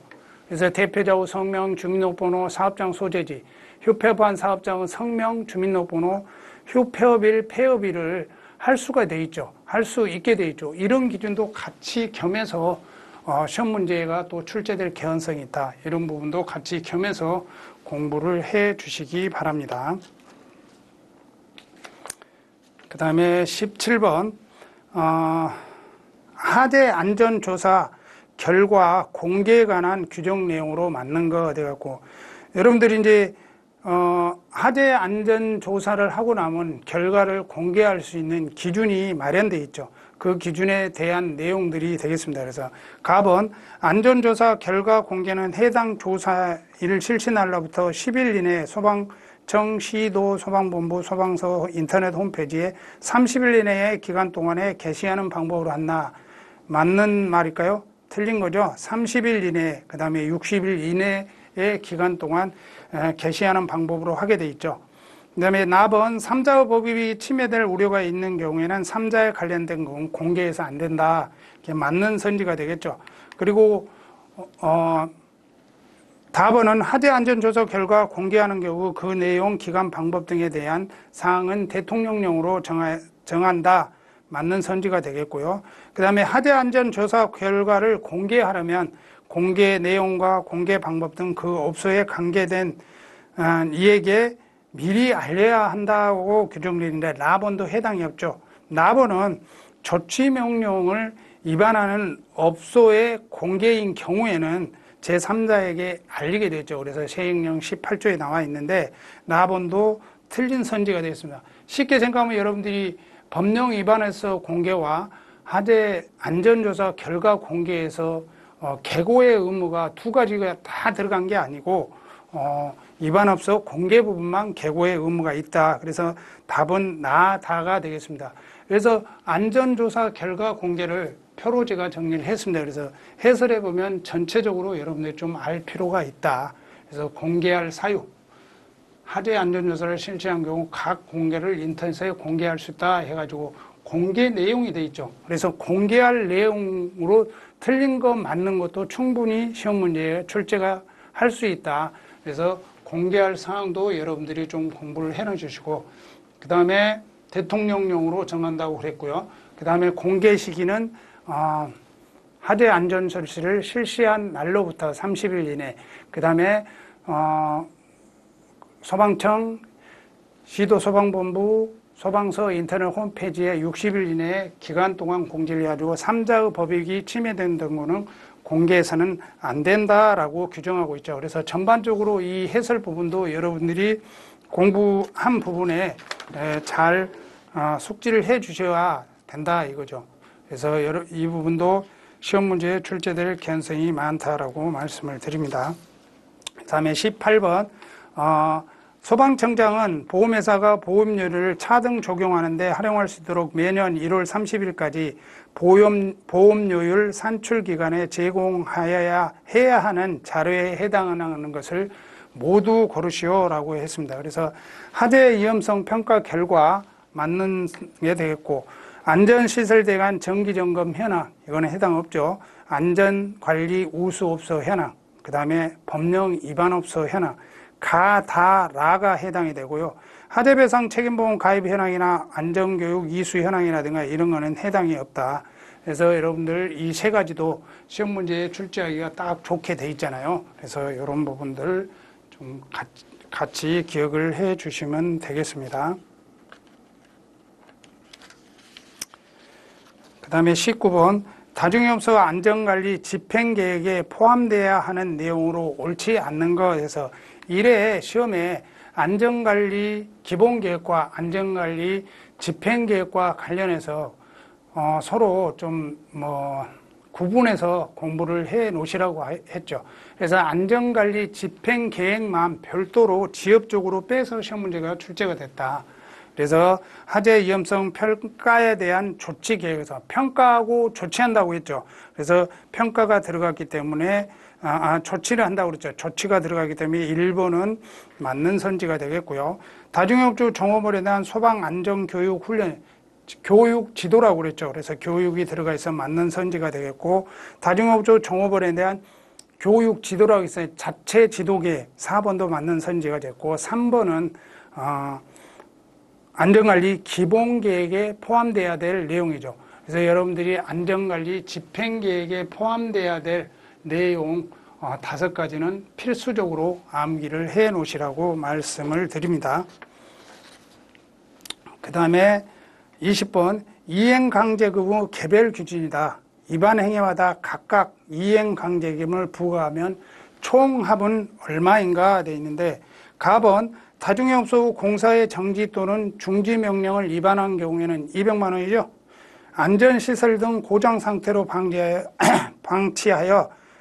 방치한 것에 대해서 보안 명령들 필요한 조치 명령을 위반한 경우 어떻게 되죠? 600만 원이죠. 그 다음에 실내 장식물에 대한 교체 제거도 필요한 조치 명령을 위반한 경우에는 1000만 원이죠. 영업장의 내부 구역에 대한 보안 등 필요한 조치 명령을 위반한 경우도 1000만 원에 해당이 된다. 그러면 전체 이거를 합하면 2800만 원이 되겠죠. 답은 3번이 되겠습니다. 그래서 이 이행강제금도 여러분들이 그 개별 기준이 있잖아요. 그래서 표로 정리를 해드렸는데, 그 부분도 시험 문제를 응용하면 이런 식으로 총합은 얼마인가 라고 시험 문제에 얼마든지 출제가 가능하다. 그래서 여러분들 이런 것들도 조금 구분해서 공부를 해 주시면 되겠습니다.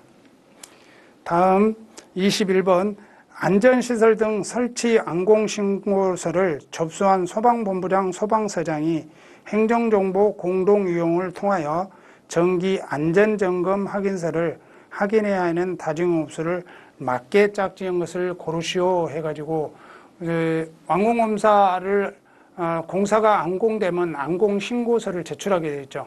그러면서 일부 시설에 대해서는 정기 안전점검 확인서를 확인해야 하는 다중이업소가 정해져 있죠. 거기에 이제 보면은 고시원업, 전화방, 하상대화방업, 수면방업, 콜라테업, 그 다음에 최근 들어 신종 다회조군으로 들어간 키즈카페업, 만화카페업, 방탈출 카페업이 정기안전 확인서를 행정정보 공동이용으로 확인해야 된다라고 시행규칙 제11조 1항에 규정되어 있죠.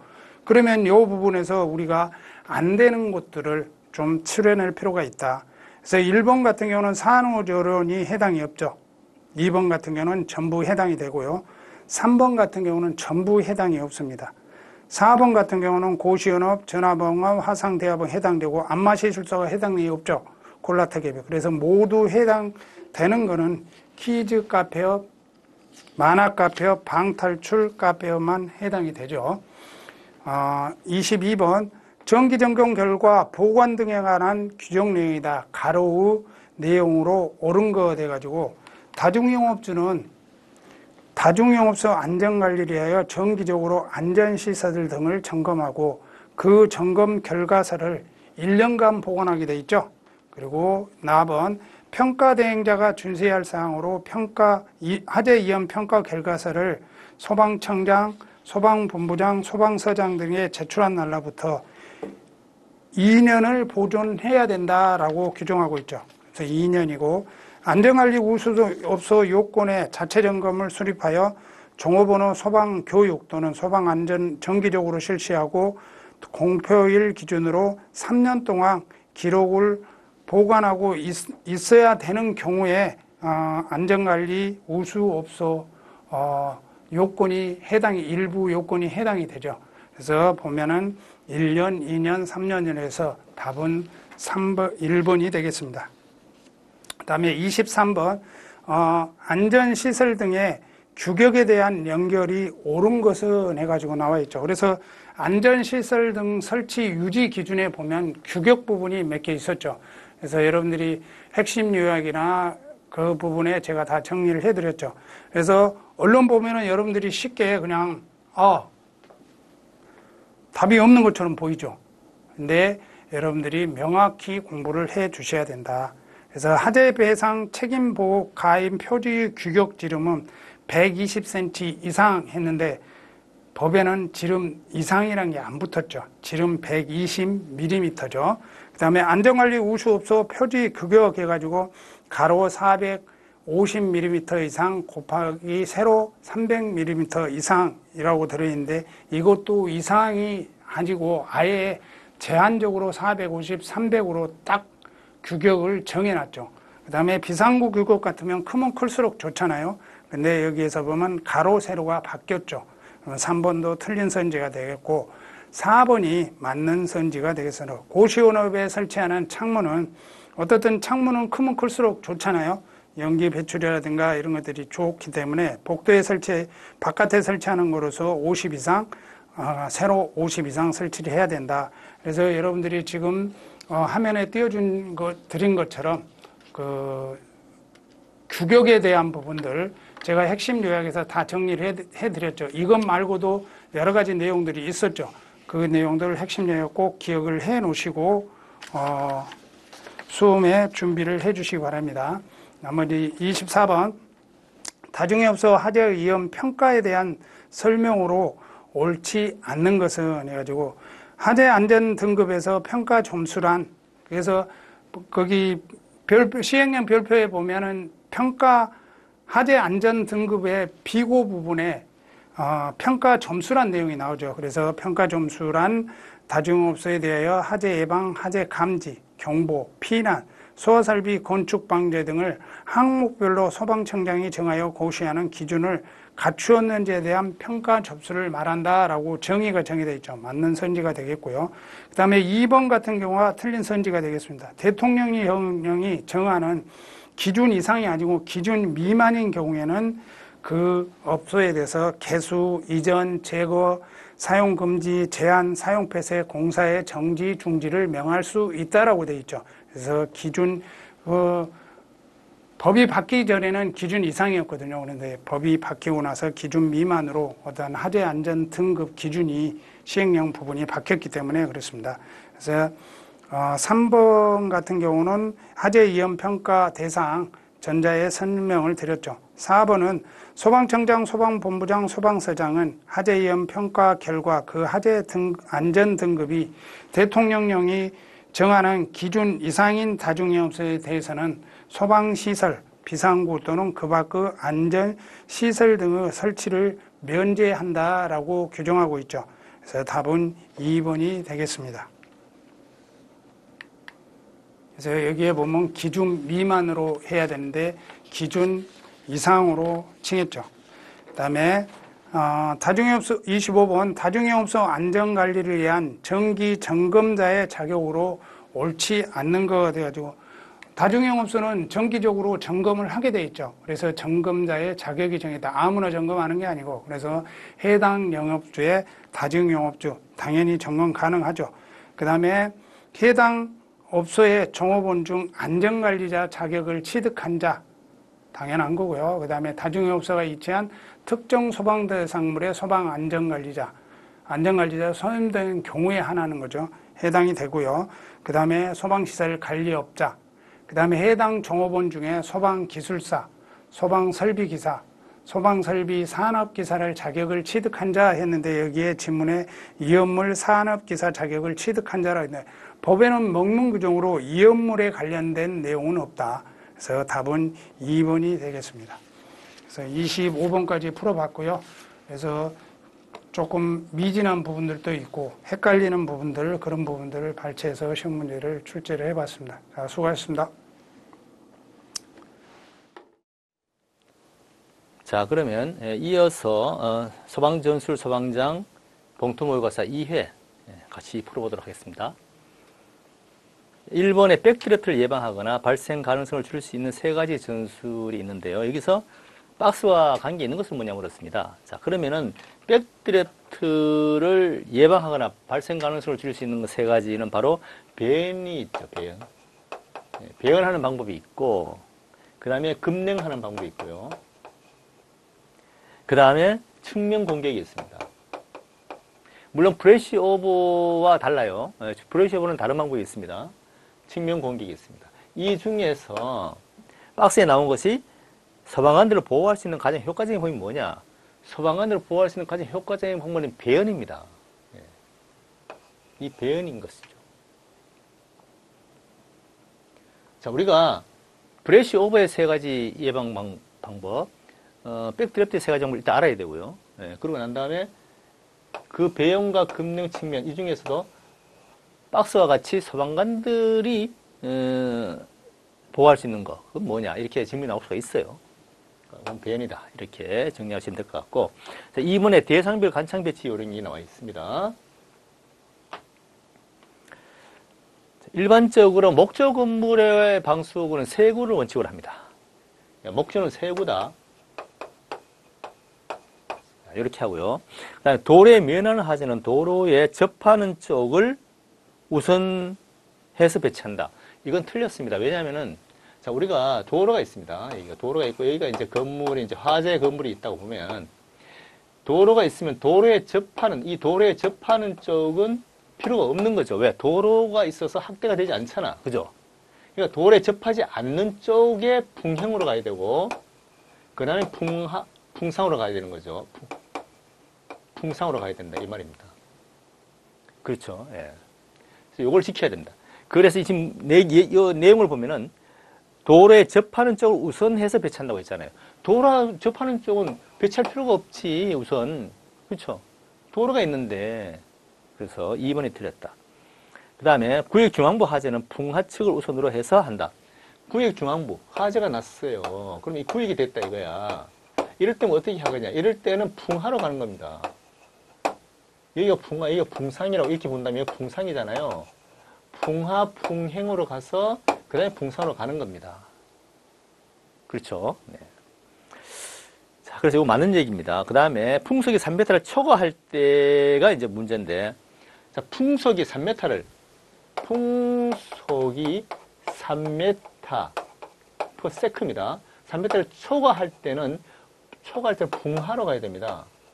여러분, 풍하가 뭡니까? 풍하라는 것은 연소 확대를 막는 거잖아요. 그렇죠? 예. 그 풍하로 가는 것이 맞습니다. 그런데 풍속이 3m 이하일 때는 뭐냐? 일단은 방사열로 가는 겁니다. 왜?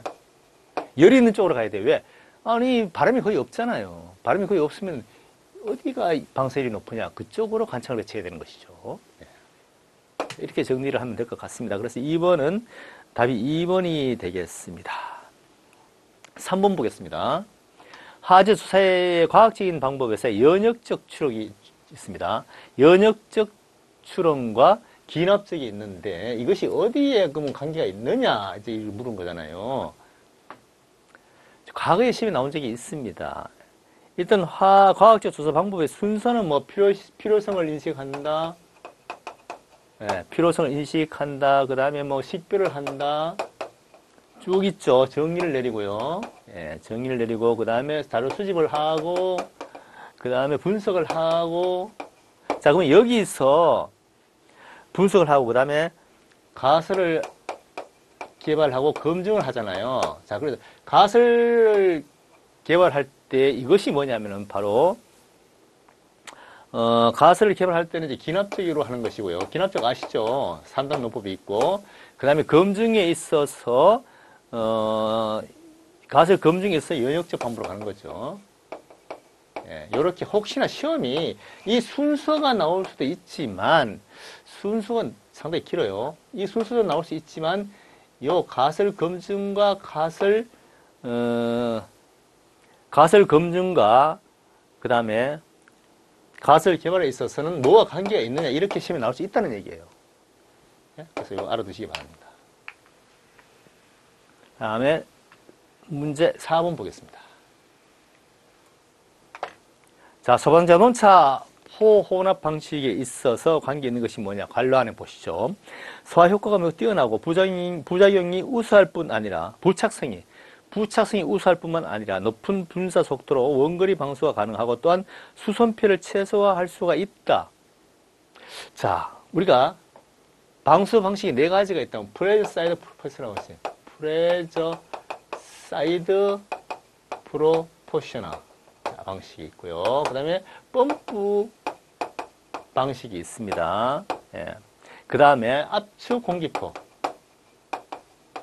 방식이 있고요. 그 다음에 프레저 프로포셔널 방식이 있는데, 프레저 사이드 프로포셔널, 이건 압입기와 관계가 있는 것이고, 압입기가 설치해서 압입기가 별도로 눌려서 펌프의 양을 보내주는 것이잖아요. 그 다음에 펌프는 보통 소방에서 많이 사용하는 것이고요. 자, 압축 공기포 방식, 이게 뭐냐면 이제 새로운 방식으로서, 이거는 뭐냐면 수선 피해를 7분의 1까지 줄일 수 있다. 수선 피해. 물을 만큼 줄 수 있다는 얘기예요. 압축 공기포 방식이 7분의 1까지 그러니까 물을 줄 수 있다는 얘기거든요. 그러면 수선 피해를 과연 줄 수 있는 것은 압축 공기포 방식이다. 이런 얘기죠. 그죠? 예. 그래서 4번, 3번이다. 이렇게 정리하면 될 것 같고, 그 다음에 5번 보겠습니다. 5개 소방호스 연장에 대한 설명인데요. 틀린 것을 물었습니다. 5개 계단에서 3층 이하의 경우에는 손으로 연장하거나, 자, 우리가 소방호스를 연장하는 데 있어서 3층까지는, 이 3층까지는 있잖아요. 3층까지는 밖으로 매달아 올리든지 아니면 계단으로 가지고 올라가든지 이렇게 할 수 있다는 얘기예요. 사다리도 마찬가지. 사다리도 3층까지, 웬만한 사다리 설치해서 호스를 올린다. 3층이 한계입니다. 예? 자, 그런데 1번은 그래서 맞는 거고요. 그 다음에 사다리 등반도 3층까지로 한다. 맞아요. 사다리도 3층까지 하는 겁니다. 네. 이렇게 하는 거죠. 그 다음 사다리 등반 시에는 아래로 소방호스를 사다리와 분리해서 연장하고, 이건 틀렸습니다. 왜냐하면 사다리에 소방호스를 연장할 때는 위로 해서 사다리 위로, 이 가로대 위입니다. 가로대. 여러분 가로대 아시죠? 이건 가로대라고 하고요. 이거는 지주라고 합니다. 자, 그래서 가로대 위로 해서 쭉 올려가지고 다 올리고 나면 분리를 밑으로 얘기하는 겁니다. 이게 지금 반대로 얘기해 놓은 거죠. 그래서 3번은 이제 틀렸고요. 인접 건물 사이가 떨어져 있는 경우에는 사다리 접은 상태로, 자, 그럼 건물이 여기도 있고 건물이 여기가 있는데 또 여기에 건물이 붙어 있다. 이럴 때는 이 건물을 건너갈 필요가 있잖아요. 그럴 때는 복식 사다리로 접어서 이렇게 해서 위로 건너갈 수가 있다. 이런 얘기를 하고 있는 겁니다. 이게 맞는 얘기예요. 6번 보겠습니다.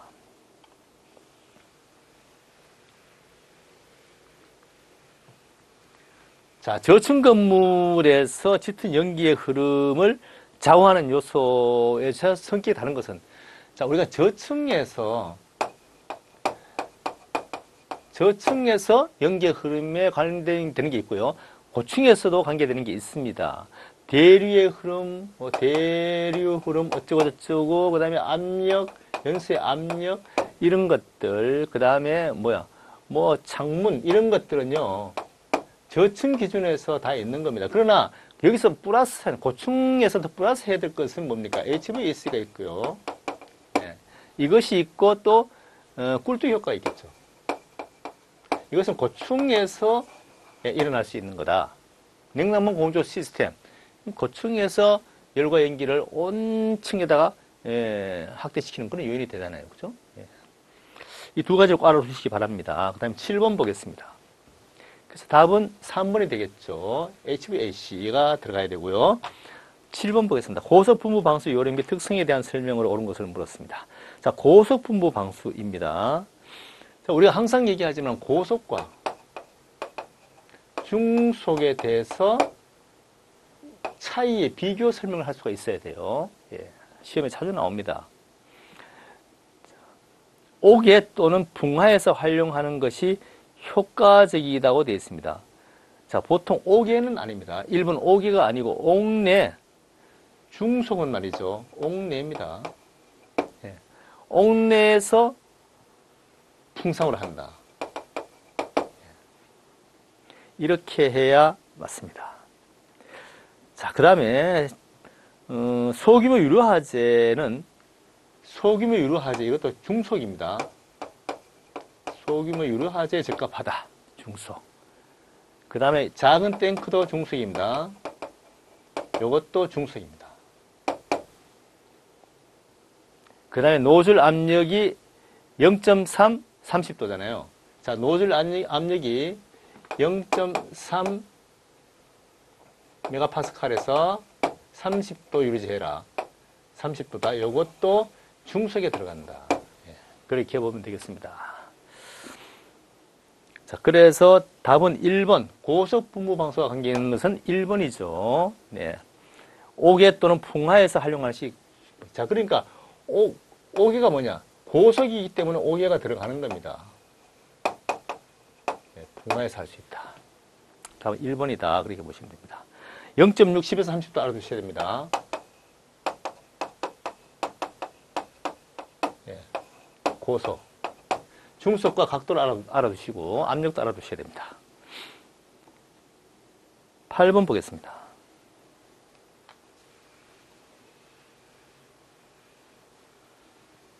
자, 고층건물 화재에 있어서 진화 활동에서 가장 중요한 성공 요인으로 볼 수 있는 게 뭐냐 그렇습니다. 우리가 고층과 저층에서 우리가 불을 끌 때 고층에서 가장 중요한 것이 뭐냐? 불을 끌 때 가장 필요한 것이 뭐냐? 고층에서. 그것은 뭐냐 하면 건물에 설치되어 있는 소화 설비 시스템이에요. 예. 아, 저층에서는 뭐 가지고 올라갈 수도 있고, 그죠? 밑에서 방수포로 뿌릴 수도 있고, 방법이 여러 가지 있지만, 고층에서는 자체 스프링클러나 물분무나 뭐 여러 가지 설비를 옥내 소화전 이런 설비를 쓸 수밖에 없고 그걸 쓰는 것이 가장 효과적이에요. 그래서 답은 4번 건물 설비 시스템이다. 이렇게 보시면 됩니다.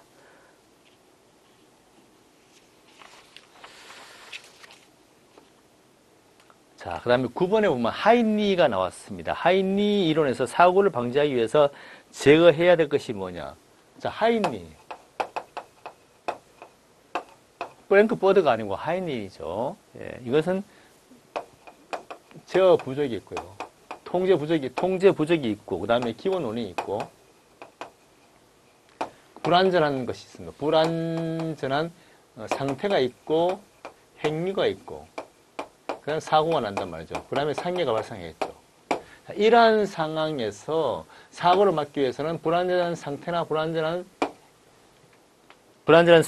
행동을 얘기하는 것이잖아요. 그래서 답은 3번이다. 그렇게 볼 수가 있습니다. 이게 쉬운 문제가 되겠고요. 프랭크 버드는 조금 다르죠. 그죠? 직접 원인과 간접 원인이 있으니까 좀 다릅니다. 자, 그건 또 뒤에 보기로 하고 10번 보겠습니다.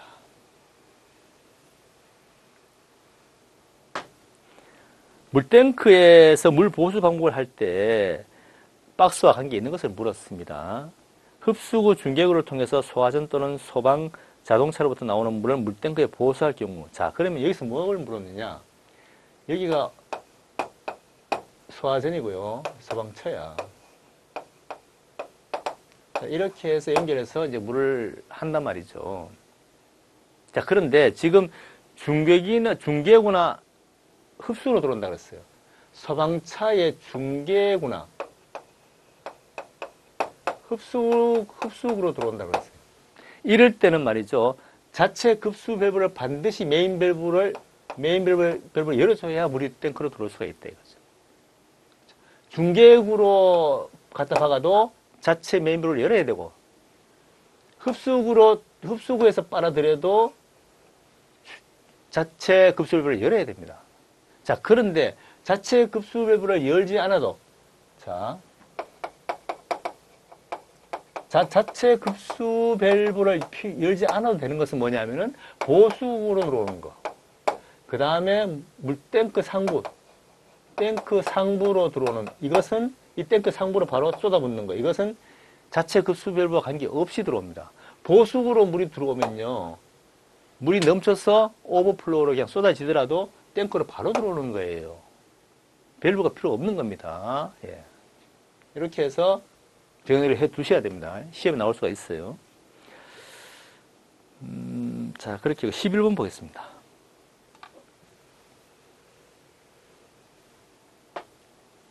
소방 용수시설 설치 기준에 대한 얘기인데요. 급수탑과 관계 있는 것이 뭐냐, 이 중에서. 자, 급수탑이 뭡니까?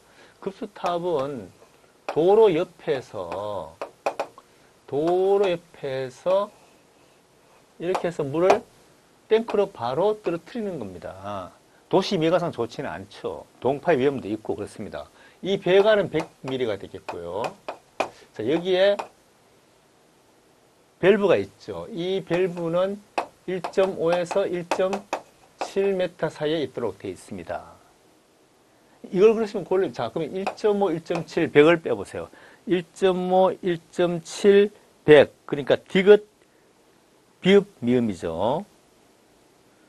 관계 없는 것을 물었으니까 기역, 니은, 비읍이 관계가 없다. 그렇게 볼 수 있습니다. 예. 자, 그 다음에 12번 보겠습니다. 미국 교통국의 수송 표시 프랜카드가 있는데요. 여기에 대한 연결이 바르게 된 것은, 자, 이거는 외울 때 제가 그렇게 얘기했습니다. 빨가, 이거 시험에 하나 나오니까 빨가, 그 다음에 오폭, 그 다음에 노산, 그 다음에 파금으로 외웠습니다. 이렇게 외워라. 빨간색은 가연성이고, 오렌지색은 폭발성이고, 노란색은 산화성이고, 파란색은 금수성이다. 이렇게 외우라고 그랬습니다. 지금 외우세요. 지금 외우면 시험 한 문제 나옵니다. 외우세요. 네. 그럼 답이 뭡니까? 3번이죠. 노산이 맞습니다. 바르게 된 것입니다. 13번 보겠습니다. 화재 특수현상과 대치법에 대한 얘기가 되겠습니다. 옳지 않은 것을 보세요. 자, 성장기 진행 순서는 프레임 오버, 그죠? 백드래프트, 그 다음에 롤오버, 프레시 오버, 이런 순서잖아요. 1번은 지금 맞습니다. 순서가. 프레임 오버는 통로나 출구를 따라서 진행되는 하염의 확산이 맞죠. 그죠? 벽과 바닥, 통로나 출구 맞습니다. 프레임 오버. 백드래프트는 물리적 폭발로서, 물리적 폭발은요, 백드래프트는 말이죠. 화학적 폭발인데 산소와 관계가 있습니다. 화학적 폭발이고요. 물리적 폭발은 분리입니다.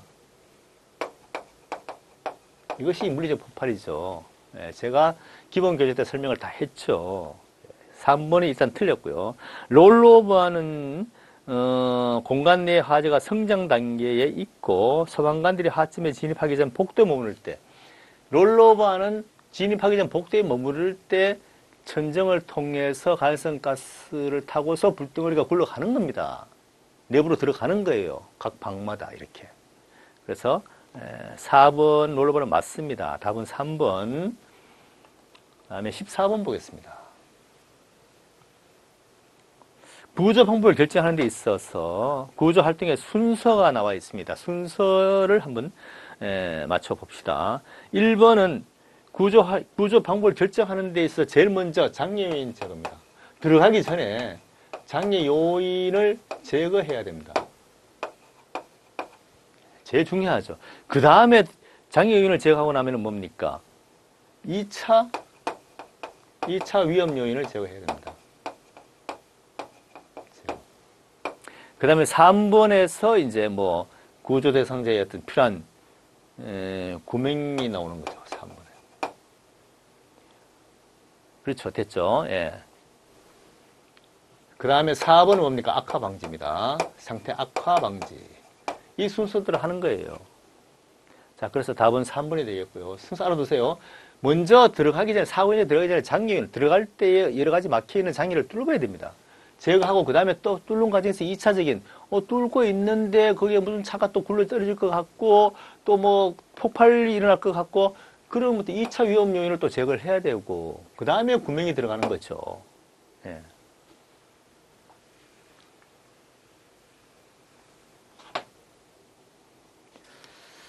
자, 그리고 그 다음에 15번 보겠습니다. 과태료 기준입니다. 우리가 과태료는 보통 과태료는 행정벌이잖아요. 벌금은 형사벌입니다. 전과가 기록되는 거예요. 과태료는 뭐 돈만 내면 되는 거죠, 그죠? 예, 우리 뭐 교통딱지 다 과태료, 예, 뭐 그렇게 하는 거죠.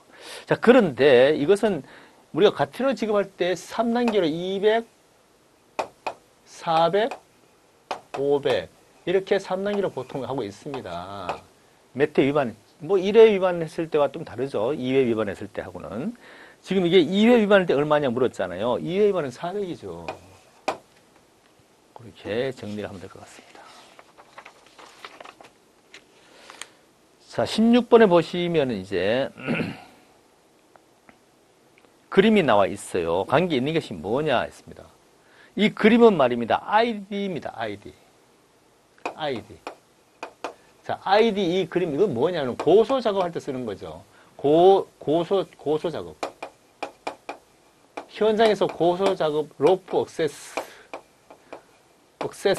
이거 뭐냐면 높은 곳에 작업할 때나 아니면 로프를 이용해서 어디 막 장비를 옮기고 할 때 쓰는 거란 말이에요. 이게 ID입니다. 1번이 맞아요. 네. 두 번째 있는 거 우발적인 급강하 사고를 막을 수 있는 거 이거는 스톱 하강입니다. 스톱. 로프 한 가닥이 들어가는 거죠. 우발적인 사고를 막아줍니다. 소방관들이 가장 많이 쓰고 있습니다. 지금 스톱 하강기. 자, 그 다음에 세 번째 있는 거 로프의 하강기인데 역회전 방지한다. 하강기인데 역회전을 방지한다. 방지. 이건 캠이 물고 있어야 될 거 아니야. 그래서 그리그리다. 예. 자, 그 다음에 주로 암벽에서 확보하는 장비로서 짧은 거리 하강도 그리그리입니다. 짧은 거리. 거리 하강. 그리다. 예, 그렇게 해보시면 됩니다. 그래서 우리가 장비에 대한 문제가 한 문제 나와요. 그런데 어디 나올지는 모르겠어요. 그러나, 기본적으로 장비에 그림을 올릴 수가 있어요. 과거에는 그림판을 올릴 수가 없었잖아요. 지금은 그림판을 올린다니까. 이게 뭐냐, 여기 대해서 설명을 해봐라. 이렇게 나온단 말이에요. 그러니까, 바쁘더라도, 구조대에 가서 장비를 한번 보고서 한번 만져보는 게 좋아요. 주마 같은 것도 만져보시고 안에 캠 물고 있는 것도 보시고 물론 뭐 우리가 장 시험 준비할 정도 되면 뭐 장비를 다 알겠죠. 그래도 준비를 한번 좀 해보시기 바랍니다. 17번 보겠습니다. 구조대원이 갇히거나 길을 잃었을 때 이게 구조 대상자가 그런 게 아니고 구조대원이 갇히거나 길을 잃을 수가 있다는 얘기예요. 그럼 어떻게 탈출할 것인가? 탈출에 대한 얘기를 하는 겁니다. 긴급한 경우에 창밖으로 방호복, 헬멧, 보호장비. 아무리 그래도 내 보호장비를 창밖에 던져서는 안 됩니다. 내가 아무리 무겁고 내가 탈출하는데 방해가 된다 하더라도 보호복을 던져버려서는 안 돼요. 그렇죠? 예. 1번은 틀렸고. 커플링의 결합 부위를 찾아서 우리가 호스를 따라가면 이제 나오잖아요. 근데 호스를 따라갈 때 숯커플링을 따라가야 되겠지. 그래야 소방차로 가는 것이고 안커플링을 따라가면은 화재 쪽으로 가는 거죠. 예, 그래서 숯커플링 해야 되니까 틀렸고. 그 다음에 내가 랜턴을 가지고 이제 방향을 찾아야 될 거 아니에요. 내가 있는 위치를 랜턴으로 알려야 될 거 아니야. 그러면 천장을 비춰야 되겠지. 내가 진입할 때는 바닥을 비추지만 불을 끌어 들어갈 때는 바닥을 비추지만 내가 자신이 탈출하기 위해서 알릴 때는 천장을 비추는 거예요. 예, 그래서 천장을 비춰놓고요. 그 다음에 벽이나 이런 데 가운데 누워있으면 되는 거예요. 잘 보이는 곳에, 확인하기 쉬운 곳에 있으란 얘기예요. 3번은 맞습니다. 자, 긴급한 상황이라도 처음 내가 가다가 길이 막혀서 탈출이 어려워. 그러면 다시 들어갔던 길로 다시 나오면 되는 거예요. 들어갔던 길로 다시 해서 나온다. 이게 맞습니다. 예. 4번은 틀렸습니다. 돌아가서는 안 된다고 했으니까 돌아가야지. 가다 막혔으면 다시 돌아가야지. 18번 보겠습니다. 구조 현장에서 관계자의 배려가 있습니다. 자, 구조 현장에서 관계자의 배려에 신경을 써야 되죠. 유족들에게 신경을 쓰지 않는 자는 퇴출시켜야 돼요. 예, 유족들한테 있는데 뭐 웃고 다니고, 뭐 사진을 찍고, 이건 말도 안 되는 소리. 이건 퇴출시켜야 됩니다. 그런데 교육 후에 투입한다? 아닙니다. 퇴출시켜야 됩니다. 1번 틀렸고, 언제부터 구조 작업이 재개된다는 것을 알려줘야 됩니다. 왜? 유족들은 너무 답답한 거야. 너무 마음이 아픈 거야. 미치는 거야. 근데 언제 들어간지 얘기도 안 해주고, 뭐 도대체 들어가지도 않고, 이건 미치는 거예요. 여기 세월호 아시잖아요. 그게. 말이 됩니까? 그래서 언제 구조 작업이 시작될 것이라는 걸 알려줘야 되고, 그 9시에 들어가겠습니다 하면 8시, 7시에 들어가야 돼요. 9시 들어간다고 해놓고는 9시 돼도 들어가지도 않고, 뭉무적거리고 10시에도 안 들어가고, 이게 되겠습니까? 그죠? 예. 그래서 3번은 맞는 겁니다. 좀 더 빨리 들어가는 게 좋다. 브리핑 같은 것은 가족이 없는 데 하는 게 좋아요. 브리핑 그게 뭐가, 보면 뭐 하겠습니까? 가족들이 마음만 아프지. 그래서 답은 3번이다. 그 다음에 이제 헬기 유도 신호가 있어요. 헬기 유도 신호가 지금까지 시험에 나오지 않는데 아마 한 번은 나올 것 같습니다. 유도 신호가. 예, 그래서 파일을 올릴 수 있으니까 얘기하는 거예요. 지금 이러한 표시는 상승하라는 뜻이죠. 예, 읽어보시면 될 것 같고, GHS 표시도 마찬가지예요. 올릴 수가 있습니다. 이것은 산화성에 대한 얘기입니다. 산화성, 액체, 고체에 대한 얘기입니다. 20번 됐고, 21번 보겠습니다. 자, 신생아 평가에 대한 얘기죠. 21번. 자, 21번 보겠습니다. 신생아 평가는 보통 10점 만점으로 작성을 하는 거죠. 그래서 피부색이 청색이면요. 청색이면 피부색이 핑크색이 돼야 되는데 이 색이 맞는데 청색이면요. 이거는 점수가 없습니다. 제로입니다. 심장 박동이 100회 이하다. 100회 이하면 1점이죠.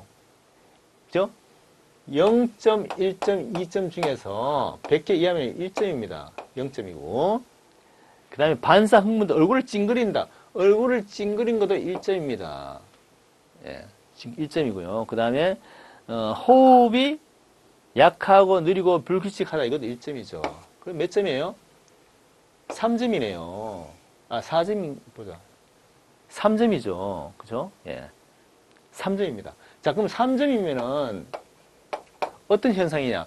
0에서 2점까지는요, CPR 들어가야 됩니다. 최악입니다. 그죠? CPR 들어가야 되는 그런 상황이에요. 그런데 3에서 7점은요, 조금 달라요. 요거는 뭐냐 하면은 뭐, 입, 코, 흡인을 해야 되고, 흡인을 해야 될 문제가 생기고, 그 다음에 자극을 줘야 되고, 예. 그 다음에 또, 호흡을 보조해야 되고, 호흡 보조, 이런 것들이 있습니다. 그죠? 근데 여기서, 옳지, 이 문제를, 21번을요, 문제를 옳지 않은 걸로 고쳐야 됩니다. 죄송한데, 옳지 않은 걸로 고쳐주시기 바라고요. 그러면 답이, 3번이 되겠죠. CPR. 이거는 2점까지니까. 옳지 않은 걸로 수정해 주시기 바랍니다.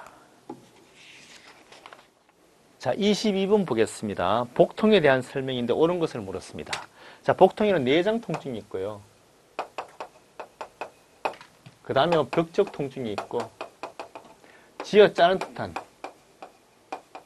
자, 이런 것들이 있죠. 내장 통증은요, 간헐적이라는 말이 들어가야 됩니다. 쌀세 간헐적으로 아팠다, 안 아팠다 이렇게 합니다. 그 1번이 지금 맞는 거예요. 벽적 통증은 말입니다. 출혈과 관계가 있다고 봐야 돼요. 출혈과 관계가 있다고 봐야 돼요. 예, 벽적 통증은. 2번은 틀렸고요. 3번 쥐어짜는 통증은 말이죠. 쥐어짜는 통증은 뭐 흔하지 않는 유형의 대동맥을 제외한 부분, 어쩌고저쩌고 대동맥을 제외한 부분, 동맥을 제외한 부분이다. 그 다음에 이제 심근경색으로 인한 통증 이런 것들은요, 윗배에서 나타납니다. 지금 이 아랫배라고 되어 있잖아요. 윗배에서 나타납니다. 여러 가지 불편감 이런 것들이. 답은 1번이다. 그래서 복통에 대한 내용도 여러분 좀 시험에 나올 가능성이 커요. 시험 내기가 좋습니다. 23번 보겠습니다. 성인 화상의 중증도 불립니다. 성인 화상의 중증도 불립니다. 여기 보면 중증도라 있는데 중등도로 고쳐야 됩니다. 중등도. 중등도로 수정을 지금 중증이잖아요. 중등도로 수정을 해주시기 바라고요.